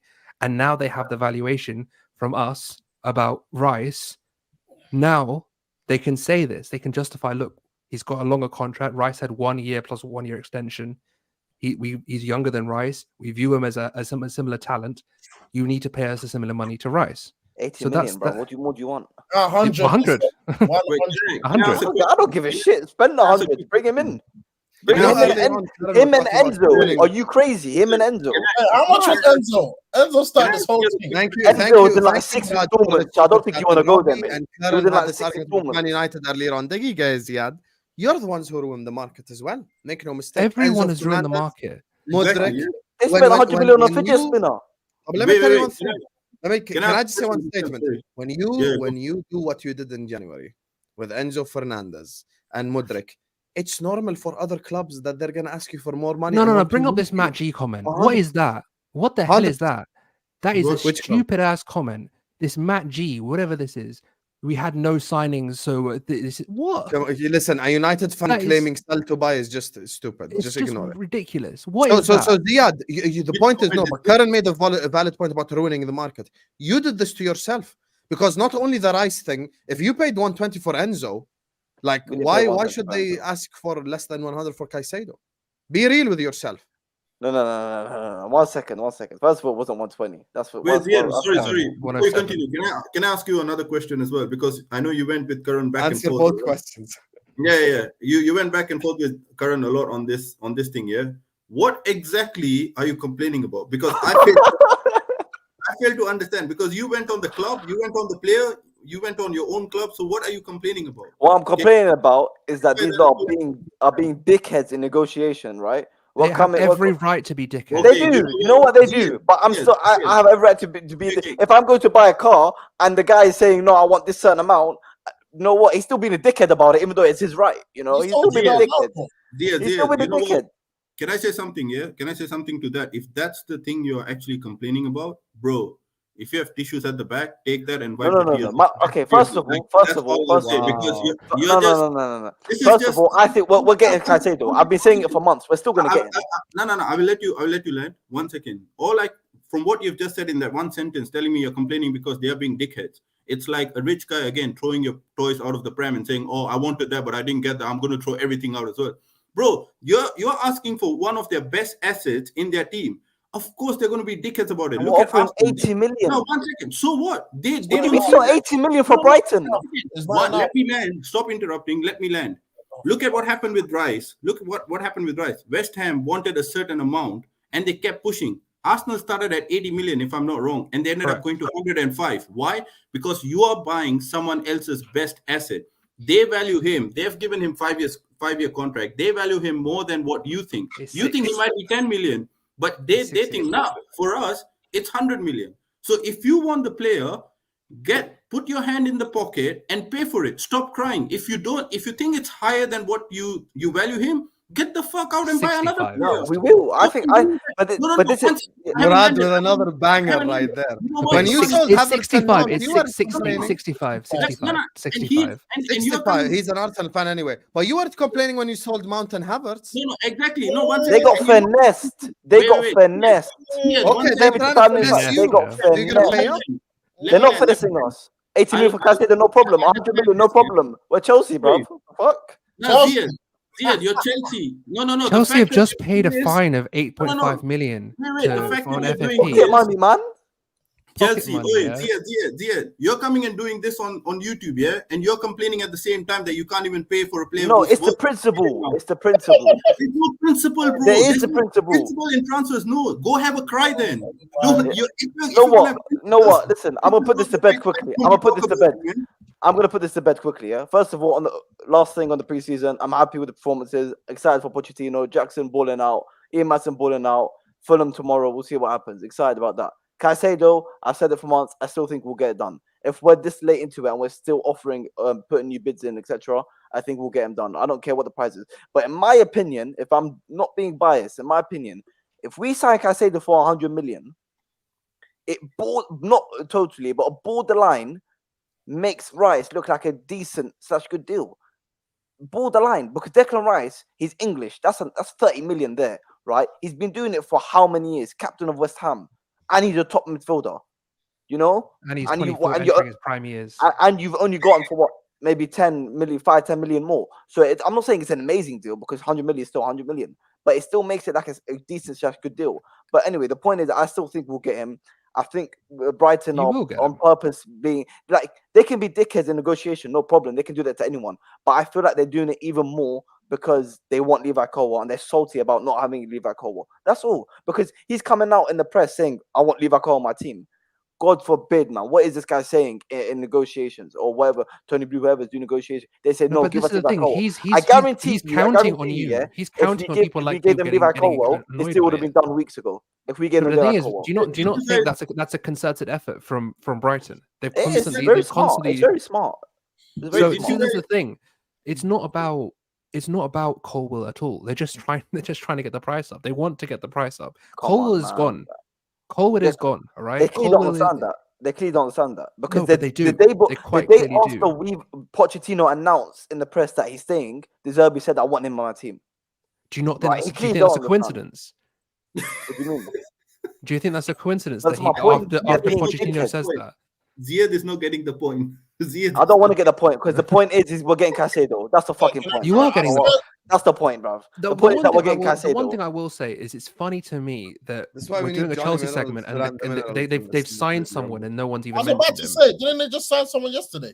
Yeah, Today. they signed a midfielder yesterday. Oh, Yeah, that they- today, not yesterday. Yeah, today. Yeah, banging, baller, banging, baller. Caicedo replacement there. No, Yeah, no, you- Fabrizio. No, don't do that. Don't do that. Don't do that. Don't do that. No. Don't do that. It's Because done. Fabrizio, Leslie he said Ogachukwu, nothing to do with Leslie Caicedo. Ogachukwu off Ren is a very We're getting like, Caicedo, man. like again It's not someone. So, Is this what this Dinishan is is the thing, when referring you're to? when you're The when you're Caicedo building replacement. Apparently, the player we signed today is Brighton's #1 Caicedo replacement. and they're very smart because he is someone Hold that, Brighton, you fucking dickheads, bro. I want taking kudos off you. Man, Hold that, bro. I will be come to your country, we'll come to your stadium. We're gonna bop you 4-0 as well, bro. And to the bridge, bop you 4-0 as well, bro. Idiots, bro. Give us Caicedo, man. I can't believe I'm hearing a Chelsea fan coming on a YouTube channel and going off at Brighton. No. That's Robbie, right. Robbie, What are you talking the about? best. What's wrong the with Brighton? best- Are you the gonna best- disrespect Brighton now? The best. Oh my The god. best. Are you gonna was disrespect Brighton? before- Brighton top team, top before manager. What's wrong with you, bro? before the Chelsea Brighton preseason game, Twitter was going off. This isn't I a saw it. friendly. I saw that, This yeah. isn't a friendly. Okay. This is war. This is 100%. everything. 100%. Freeze it, sky. 100%. Well, disgrace. Hey, Karan, you should have 100%. seen on this channel, Lewis. All my homies hate Brighton. He's just, they're starting a Brighton No, agenda. but the But thing, look, the thing is, right? Go on. I was before we Sure, because we do need. I'm guessing you do want to move on to other Yeah, clubs. The but, friendly games, yeah, the United but- and the Arsenal. but the last thing I'm going to say is, if there is still a chance that they don't get Caicedo, and I do think they do. Let me just be clear. Are you, as a Liverpool fan, worried if they come back for Lavia? No. I think Lavia will be done by then. You think? Really? I mean, look, Because if people are reading the first 3 sentences of the tweet, even on Ben Jacobs' tweet and on Sasha's tweet and everyone, even the Fabrizio tweet. At the all said last it's 3 close, lines yeah. are always player still wants to go to Liverpool, Lavia wants to go to Liverpool. And look, Ziyad can sit up here and he can shout all he wants. Liverpool are a lot better for any player to go to right now than Chelsea. Like, You can this have it, isn't, it's fine. yeah, this isn't No, but 2008. but the anymore. thing never. is, the reason why I say that is because of the Joe Shields link. That is the thing for me. If Joe Shields calls up Yeah. Romeo Lavia, he took him to City, he took him to Southampton. If Joe Shields calls up Romeo Lavia and says, "Look, we can't get Moises Caicedo. Do you want to come to Chelsea?" it's going to be peak, man. Yeah, I'm but just the telling reports you right are now. he's got a smart entourage around him. He's got people Why do you have to say smart? What's wrong with him joining Chelsea? Here's the thing. Why do you say smart? Chelsea are unstable. Chelsea What do you mean? How are we unstable? Please, because you know what's funny, yeah? Everyone says this. Why do you keep shouting? Can you relax? No. Because everyone says this. Lavia knows that Klopp's going to be the manager. He knows who the team One is. league title, He knows fine, what the objectives are. He knows that we've got recent success, more recent than you. So he knows this is the right decision to make. I've always said there's only one Champions League before you won the Premier League. There's only okay, but look at all the other things. Yeah, Prem and you know what's funny? It's very ironic because everyone says unstable, but we've got rid of all those bums, right? You guys have a couple of them, right? Lovely. And everyone that come, Caicedo, one of the best midfielders. Who's the bums we have? Not you, we have Havertz, Arsenal, Man United, not you, man. Oh, okay, my bad. Yeah. Listen, the Champions League wouldn't be one without Havertz. We're unstable, we're bums, but yet every single player that's joined us is doing quality so far, and they're one of the best talents. Let's not forget Andres Santos, the top club that wanted him. That doesn't change one of the best young players in the world. You haven't got Caicedo, brother. If Lavia, you just said all the talents are performing, and then you said Caicedo is a brilliant player. I'm saying. Let me just make one statement before I. desperate to come. زياد خليني أنا أريحك وأعطيك جملة من الآخر. Let me just say one statement. Let me just say one statement, right? I'm gonna make this statement. I'll make a crystal clear statement, and then I'm gonna just read the super chat, and then we'll go to the friendly games. I'm gonna say this. If Lavia chooses Chelsea over Liverpool Football Club, then I don't want him anyway because that shows he's not an intelligent human being. Simple as. Big up to you, Dinishan. Big up to Murad, who says Chelsea fans the biggest crybabies. Oh my God, I can't lie, they are crybabies. 100%. Wallahi, they're crybabies. The way Ziyad's been moving, all my homies hate Brighton energy. It's mad. No, he's nice. They're gonna pay for it. Chelsea beefing with Brighton, mid-table club in. Well, Brighton literally slapped all our teams last season, but okay, bro. And what? We beat them away. We went one. And they got relegated. Who cares? What do you mean, or what, man? We got we beat them away, and they beat us at home. So we went 1-1. Yeah, you bought the league title, man. That's enough. All right, yeah, but not against Brighton. Not against Brighton. I mean, brother, I'd rather finish second than 12th if we're going to do this. I'd rather finish third than buy the league, man. Calm. Okay, AJ says Hojlund costs more than Haaland and Alvarez together.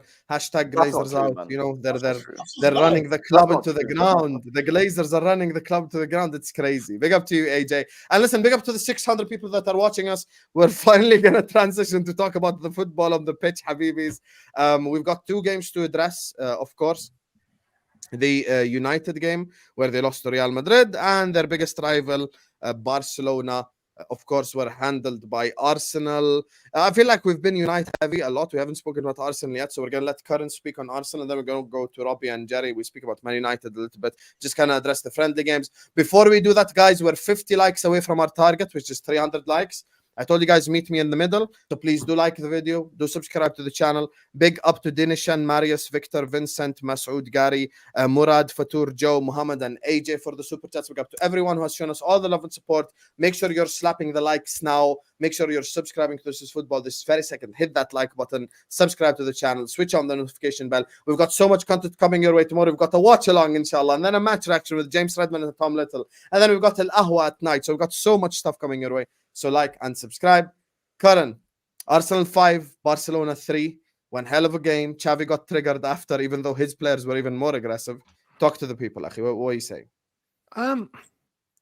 It's a good game. I mean, look, it's preseason. I was saying to one of my friends earlier, just in preseason, the only thing is good for is just to get your interactions up. Get your interactions up, and then we'll see what happens when the season starts. I mean, there's a lot of things that are still you need to work on. We saw from the United game, there's still moments in transition that we need to, tighten up our rest defense and make sure that we have the spaces in midfield close to each other so we're not getting exposed on the counter. So that is still something to work on. I want to see if we can play Rice and Partey together, maybe a 3-4-3 type system, see something different in terms of what we've seen so far.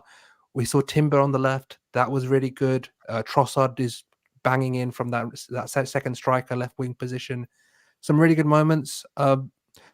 Some really shitty goals. I've got to give credit to Arteta. Sorry, Trossard in midfield is mad, and it works. So good, man. And he's so banging. Good. as He's well. so He's good. banging. It's so good. You've named his song after Mudryk. That's crazy, bro. Yeah. I mean, he scored. Havertz has scored more goals than Mudryk. So let's keep Bro, doing please. that. Let's not do bro, that. He Wait, was what shocking was that that? game.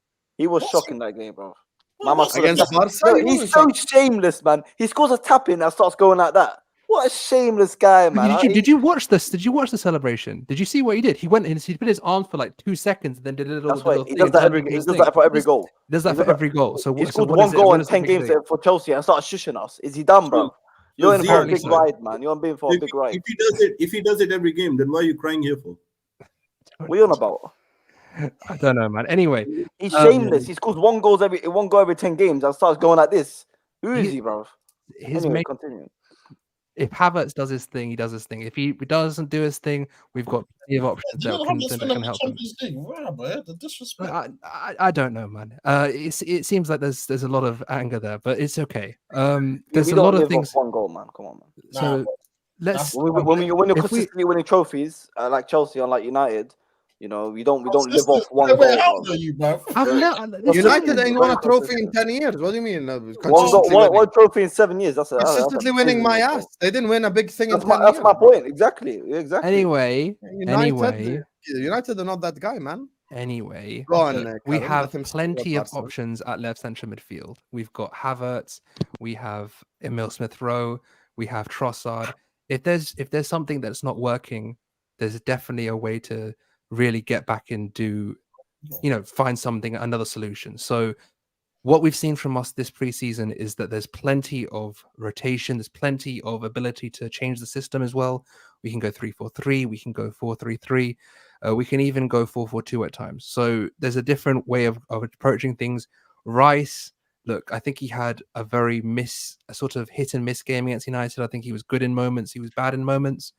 But if we're looking at what we're going to do with him, I think we need to make sure that we don't leave him on his own in midfield. At times we really, against United especially, pushed up too much and left space in behind, and that's perfect for United.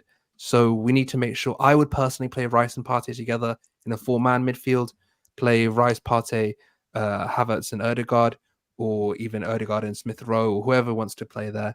So who are you sacrificing? So basically you'd have Ramsdale, Zinchenko, maybe not Zinchenko actually. Maybe not Zinchenko. See, that's what I'm thinking, because one of the right back or left back has to go. It's one of the. I think personally that you have a way to actually do things where you have Partey be the inverted right back, or be the fourth man in midfield. So you have a 3-4-3. So White is the right centre back, Saliba central centre back, and Gabriel left centre back. Those three in a 3. And then the 4 in midfield, and then Tim. Look, this is the thing, and this is we're doing a video. This is the thing. This is the thing. We're not having. We need to start getting out of this mentality of 11 starters. Look at how City manage things. They have everyone under 2,000 minutes in the Premier League. You can't keep giving the same 11. That's how we lost the league. We need to keep rotating, keep bringing new systems. You saw, for example, you can have Rice and Timber together. Timber inverts into midfield. You can have, for example, Partey and Zinchenko together. Zinchenko inverts to midfield. You have all these different solutions. Multiple options, right? We haven't even talked about Kivior. Kivior can play central centre back, left centre back. You play at right centre back. You play at left back. So we have so many options to actually move things around and move things into spaces that we haven't really seen from our team. And I think Arteta at the end of the last season said we lost the ability to keep the level high at the end of the season because we didn't rotate enough. And that is how we're going to have to evolve now. We now have a squad of, I would say, 17 players that can all start in the Premier League at a high level. I mean, you saw what happened when Holding came on. Holding came on, and literally, he didn't even get time to get a rating and conceded a goal. That's what happened with him. I appreciate the effort, but it's time to move, man. It's time. That's his Speaking time. of appreciating the effort, the Nketiah Balogun situation, where do you land with it? Because the factor is you can't sell both. You don't have backup. Oh no, we can sell Unless both. You buy backup. We can sell both. We definitely can sell both. I don't want to. I want to sell Balogun because it's the best value for money at the moment. But you're never going to get 34 million for Nketiah ever again. That's another. But don't you think? Sorry. Yeah, but don't of course. you think you have invested a lot in Eddie and Nketiah as well? Like in terms of last 2 seasons, I think the manager has put in a lot of faith. Balogun has gone out. So right now, making a call and giving Balogun a chance, are you then saying that Nketiah didn't live up to that investment? No, I think that I don't think Balogun stays personally. We've already had one offer from Inter rejected. We're waiting for a second. They've also now prioritized Balogun over Morata, so it looks like he's their main target. They've also had money from sales from Onana, for example, and they're not going after Lukaku. So it does make sense that they're going after Balogun. Lukaku. So yeah, I mean, what has happened there? Just not even go there. So the main thing for me is if we can get. I mean, thank you for raising the market for strikers because we can now charge a bit more for Balogun than we were probably 2 days ago. So that will help hopefully. Good point. So if we're looking at selling Balogun, if we do sell Eddie, or this is the thing, a lot of our players, like the fringe ones, it's a case of if the bid is high enough, we'll talk about it. Like with Tierney and with Partey and with Eddie. There's a lot of like they're happy here, but if we get an offer big enough, I think the only person that I would say is guaranteed to go is Balogun. I would say obviously the fringe guys, Holding, Pepe, Cedric, Tavares, Sambi, these guys are obviously going to go. But from players that you think would stay, I think the only one that's kind of guaranteed to go is Balogun. I think the rest are sort of like. Can I ask you something on this? Of course you can. This Eddie and Balogun thing, right? From what I've heard, and I've not seen Balogun play, I've seen Eddie play a bit. It seems like Balogun is a more talented player than Eddie and Nketiah. So, being in the position, that's why I'd keep Balogun. No. The thing is, have either of you actually seen Balogun play? I haven't. But I think he's talented and he has a ceiling. Let me finish my question quickly. Yeah, of course. So, Balogun apparently has it has a higher ceiling and is more talented than Eddie. I haven't seen Balogun play. I've seen Eddie here and there. Obviously, he scored against United, but in the grand scheme of things, comparing of last season, you guys were second. You guys were all there for challenging for the league, and then you sort of dropped off because obviously Eddie was meant to step in, or Jesus. They didn't step in during that crucial times, right? Now you've got a talented player, and you've got a player you have invested in 2 years who's not really produced much. Wouldn't you then keep Balogun? I understand your point, but the thing is, if you look at that point where Jesus was out, we actually did okay. We won at Spurs. We won against you guys. We lost against. We lost. He did fine. I don't think it's Eddie that was the issue. I think Eddie was part of it. This is the thing. Hussam, favorite saying on the show. There's no one. No one hates Arsenal fans more than Arsenal fans. That's the other one. But there's other thing is.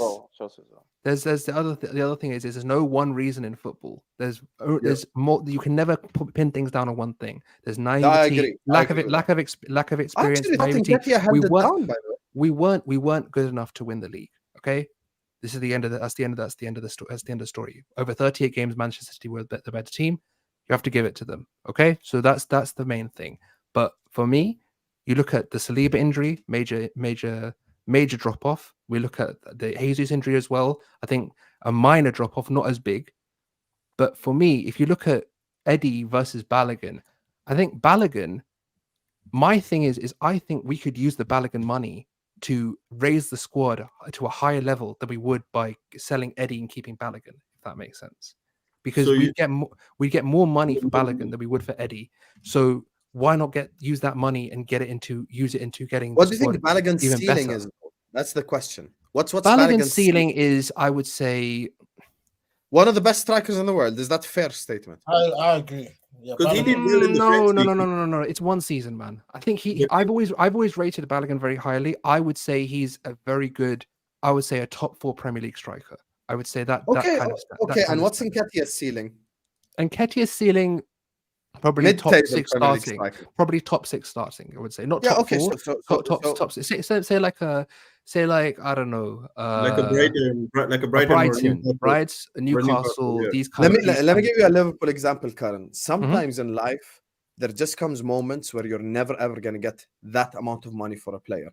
Ryan Brewster, 24 million. Dominic Solanke, 20 million. Jordan Ibe, 20 million. As much as like Eddie Nketiah, for me, I actually think Eddie did a good job last season. I know people kind of got a bit over the top on him. He held it down. While Jesus was out, scored a couple of important goals. Of course, he isn't Gabriel Jesus, so it's crazy to expect him to be that.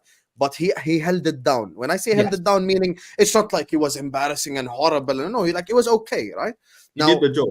He did the job. Exactly. My thing is, because of this season, you're never, ever, ever, in my opinion, going to get 34 million for Nketiah again. So in my opinion, probably the smarter thing would be to sell Nketiah, because Balogun's do you want to know the true give opinion? Him the chance. Do you know what the true opinion is? Sell both, bro. Seriously.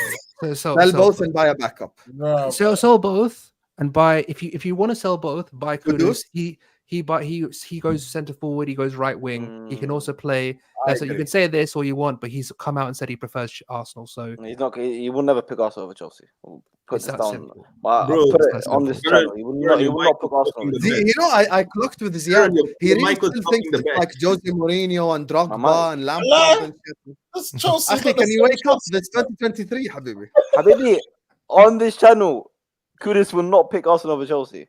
Why not? He already has. He already has. Every report has said Kudus is Fabrizio Romano. I'm not bothered. If it's not Fabrizio Romano, I'm not bothered.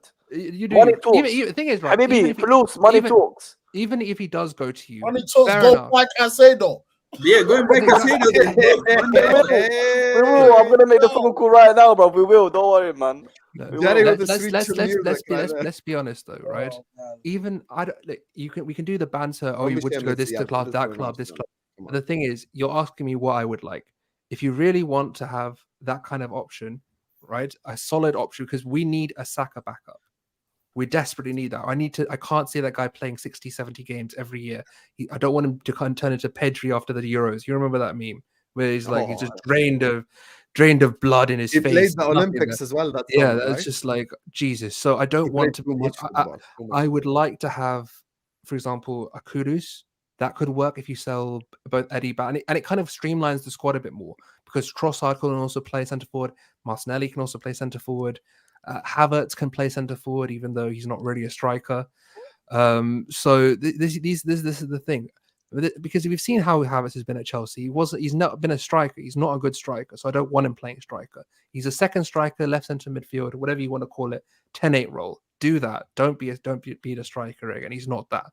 So sell Eddie, sell Balogun, raise some funds, get Kudus, and that way you have, for example, Jesus and Trossard, Martinelli and Nelson, and then you can have Saka and Kudus, and then have Kudus being able to rotate into the centre forward position. Interchangeable. They're all interchangeable. All can go anywhere. Can I ask you quickly? Of course you can.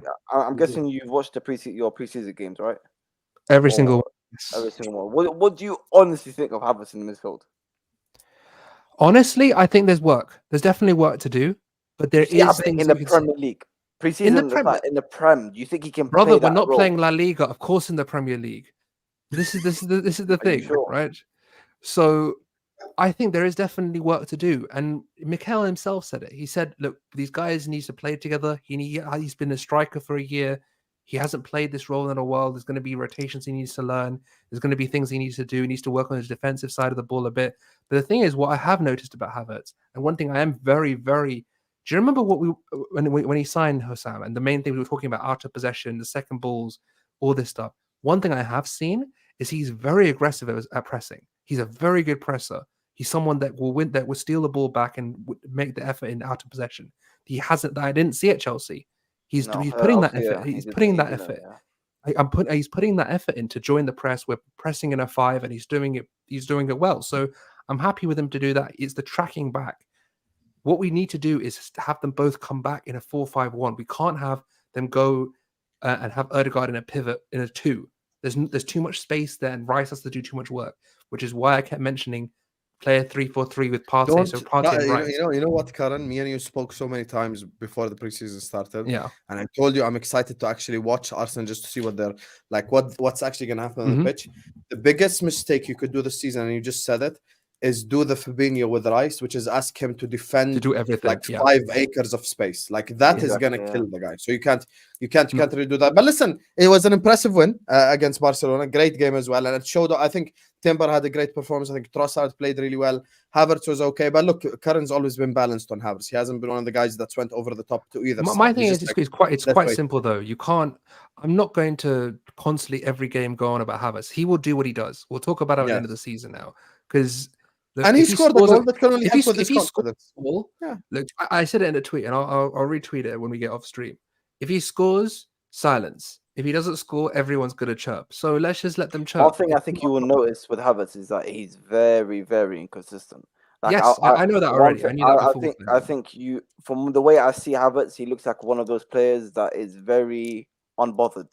Unless it's a big game, Champions League on the light switch or in the season or next season, whatever you want to say. He looks like very unbothered. If you're on a round of 16 of Champions League or a big group stage game, he will turn up for it. It may not even be in terms of he's going to do a 10 out of 10 performance, but you can see he's giving the shit. You can say he's trying. He may actually perform well. For example, Dortmund, even forget the penalty, he actually performed well, right? Like, he's just very inconsistent. But this is the kind of player we need. You see with his diet, for example, it may be a little bit too far, but he doesn't give a shit in the sense of he's not. No, but we need that kind of player though right now. We're looking at the games against Man City. We need a big game player. That's what we need right now. We need someone that will step up, because we've proven that we can wipe teams from. I want to know what Jerry and Robbie are watching. This looks like they're looking at the same direction. What are you guys watching? Is that a United game on? The Hojlund comes, man. They're watching the Hojlund comes. I got a notification on my email. That's all. The main thing is we need someone to perform against City.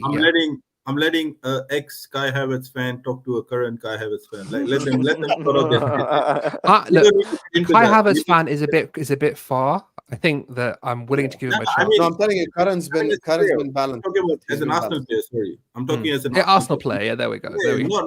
I know you're not head over heels for him yet. That's fine. No. I would say I'll give him a chance. The main thing I would say is we struggled in big games. For example, the Man City games.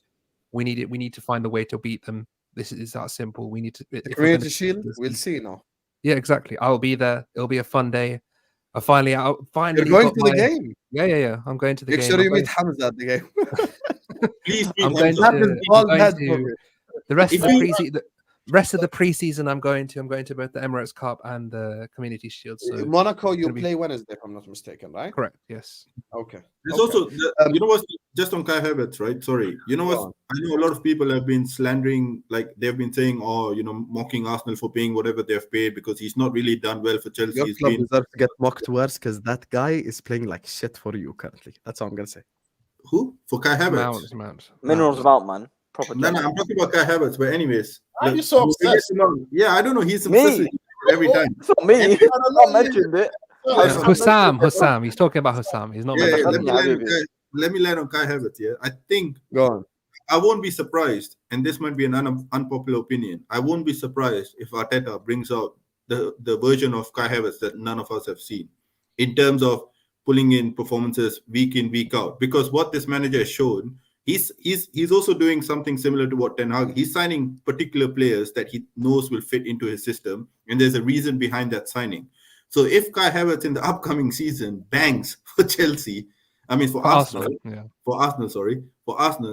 I won't be surprised because there's a reason why he's bought, and Arteta has shown that he can bring out the best in players, and the way he's moving around, signing Trossards and your Rice and everything, you can see what he's trying to do. So Havertz will be playing in a team where obviously there'll be pressure because people have seen him flop. But the thing is, in this case, I feel as a player, he would feel less pressure because as a team, he's in a team where the pressure would be equally spread.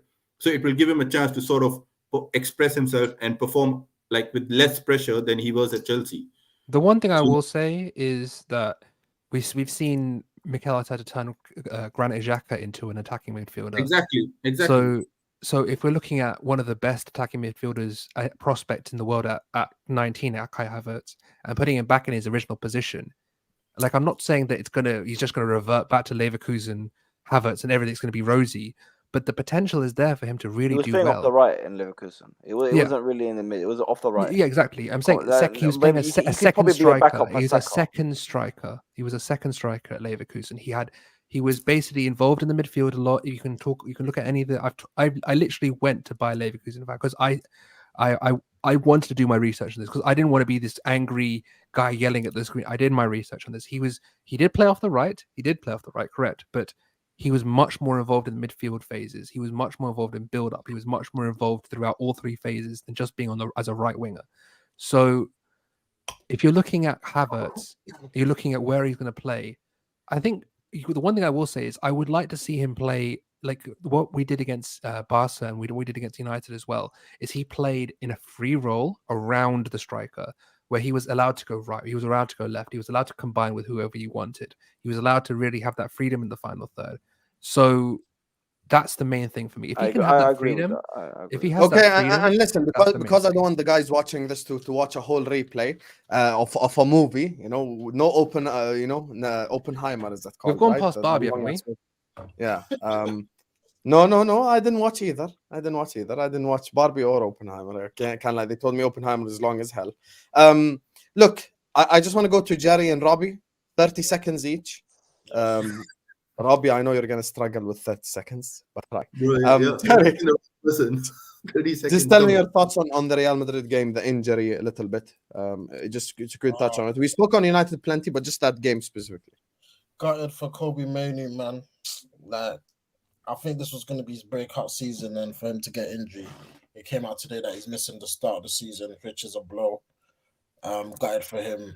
I thought he had a great chance to start the season even in the first team, but obviously he's out now. The game, the goal Bellingham scored was a good goal, but I would like to blame the defenders as well, because looking back at that goal, it's like they're just parting at the Red Sea, and then Bellingham just walked through, and then obviously Onana came out.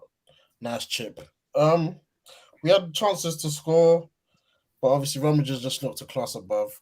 And it was kind of like a reality check. Obviously, being Arsenal was obviously with the banner and stuff, but the Real Madrid game there were some good spells. I mean, Onana, you saw what he could bring to the team.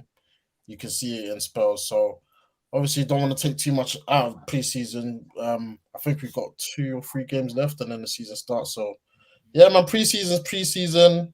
The real thing starts in 2 weeks. That's when it gets cracking. So for me, I'm just waiting for the real stuff, man. That's when it gets cracking. So yeah, man. Big up, Jerry, man. Robbie, same question. Thoughts on the game overall? I think.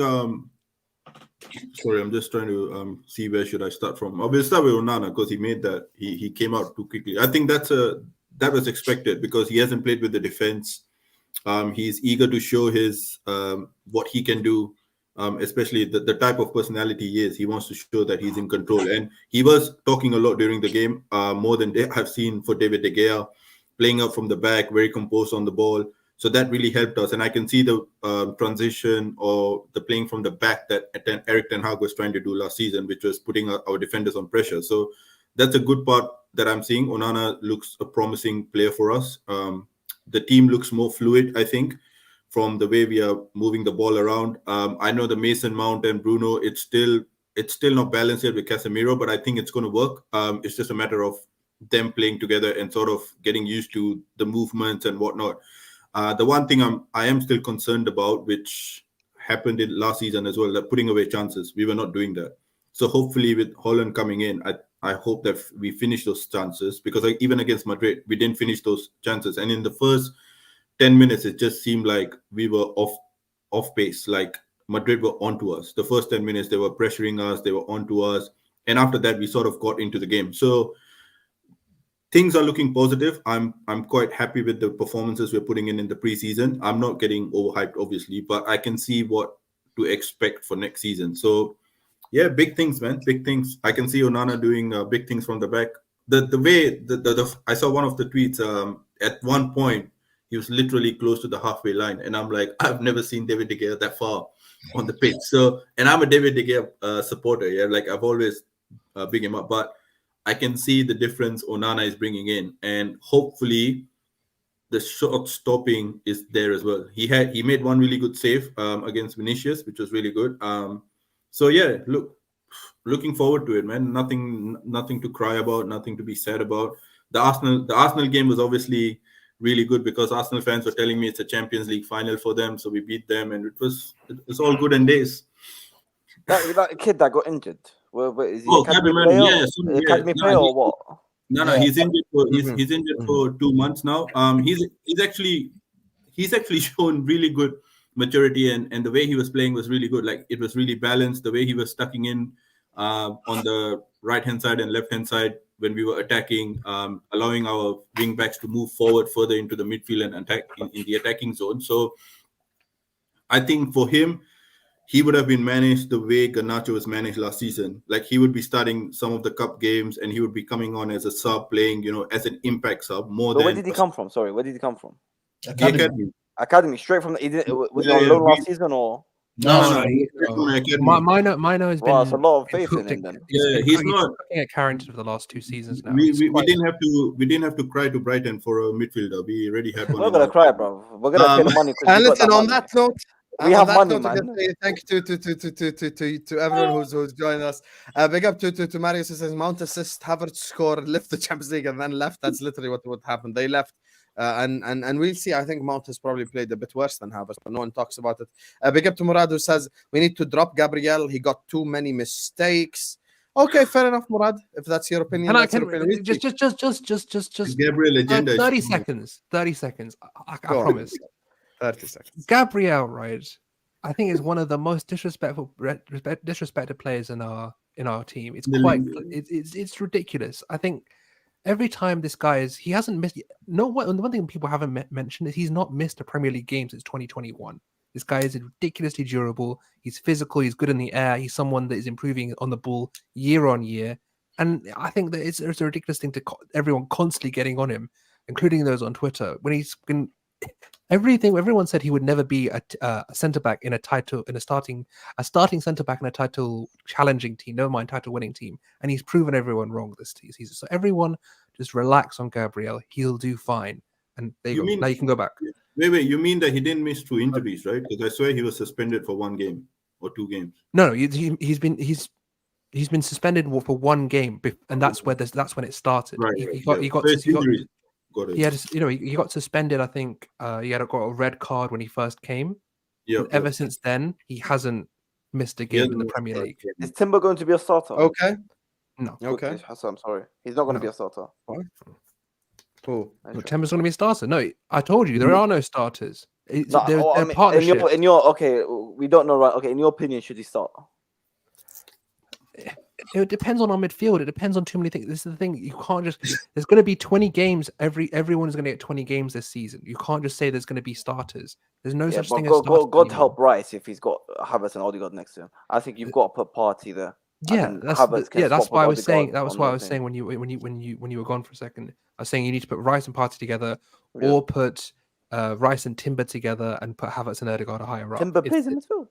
Timber plays in midfield as well. Yes. I saw him left back the other day, bro. This guy's all crap. We'll see what happens. The Liverpool get the centre back and a DM Arsenal bottle again, says Dinishan. Of course, you'd say that as a Chelsea fan. I hope that. Look, we do what you're saying, and we do honestly, until you had the same thing. Until you don't bottle, you're bottlers. It's the same thing. And I will 100% take that because we did bottle it. It's very simple. We bottled the league. Correct. So not you can like debate. Once Liverpool won a league, once Chelsea won a league, once United eventually win another league, then there will be talking about no bottlers. Eventually. So this is the main thing. 100%. Listen, everyone's bottle jobs until you do this. Exactly what I did in 1920, 1819. You get me? When I was in front of no fans. I've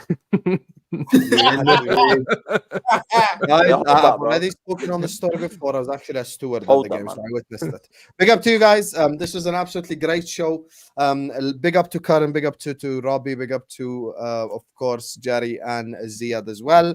Big up to AJ, Mohammed, Dinishan, Marius, Victor, Vincent. Who's Vincent? Oh, Vincent was the guy that he was a cool guy, Vincent. Big up to Masood, Gary, Murad, Fatur, and Joe for the super chats. Big up to you guys. So much coming your way, inshallah. Tomorrow, the Liverpool Leicester watch along. After that, we've got the match reaction with James Redman and Tom Little at 3 p.m. UK time, inshallah. And then we've got at 11:15 p.m. El Ahwa, which is your favorite show of the week. So there's so much content coming your way. Before you leave us, hit the like button, subscribe to the channel, notification bell. We're going to go around the lovely panel. They're going to let you know where you can find them. Karen, my brother, it's been a pleasure again. Where can people find you? Find me at Karen BMP on the Twitter, as on the screen. You can find me at Border Passion on YouTube. We're going to be doing our Premier League predictions soon. That'll be fun. And yeah, that's pretty much it. Big up, big up, big up. Ziad, where can people find you? Yeah, Twitter there at Ziad_9000. That's about it. But most importantly, everyone, make sure you subscribe and like the stream, man. Hussam does some serious work and consistency, so give him some support. But big up, big up. And if Ziad can actually speak Arabic, we might get him on Al Ahwa one day. نحكي عربي لا شو فيها.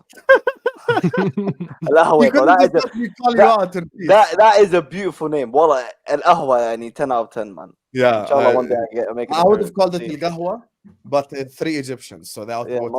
Yeah. It happens. Inshallah one day I make it Pearce. We'll see. Of course, of course. Robbie, my brother, welcome back to the channel. OG, where can people find you? Thanks, Hussam, for having me on. Yeah, you can find me on Twitter. Just look up Robbie Singh. I'm pretty sure if you follow Hussam and Karan, you'll see me popping up there. So, yeah, give me you can follow me there and like and. If you want to find Robbie, go to any of my tweets, find the Europa League GIF, and you'll find him. That's all we do. Any single time I'm gonna start doing that. I'm gonna start doing that. Karan, you know what? Liverpool fans have actually blocked me because every time they tweet something else sensible, I'm like, "Yep, Europa League song, Europa League this." You know what's funny is that whenever I see that Europa League the admin post something, it doesn't even have to be Liverpool. I just think of Hussam now. Because it's just like every amount of times so annoying. They keep tagging us. I don't know you like that. And the Champions League admin is just like, it looks like it's like they've got their bad B back. Like every time they talk about posting Saga, Rice, every day talking about us. And you know what's the other funny thing? Whenever I see Bellingham now, I remember Hussam's channel as well. And guys, where are we going with this? Where are we going with this? Let's have a nice ending to the video. Jerry, where can people find you, my brother? Just so unnecessary. Yeah, Twitter on the screen. United Team 2 on YouTube, back streaming next week for the Premier League predictions and whatnot. But yeah, man, got to be back on Hussam's channel. Man. It's been a while, so I enjoyed today, man. Big up, Jerry, man. And listen, he doesn't have a horrendous hairline. That's just the way we introduce him on this channel. Make sure to go follow all of them on Twitter. Make sure to go subscribe to their channels. Make sure you show them all the love and support you show me. And we see you guys tomorrow, inshallah. Peace out.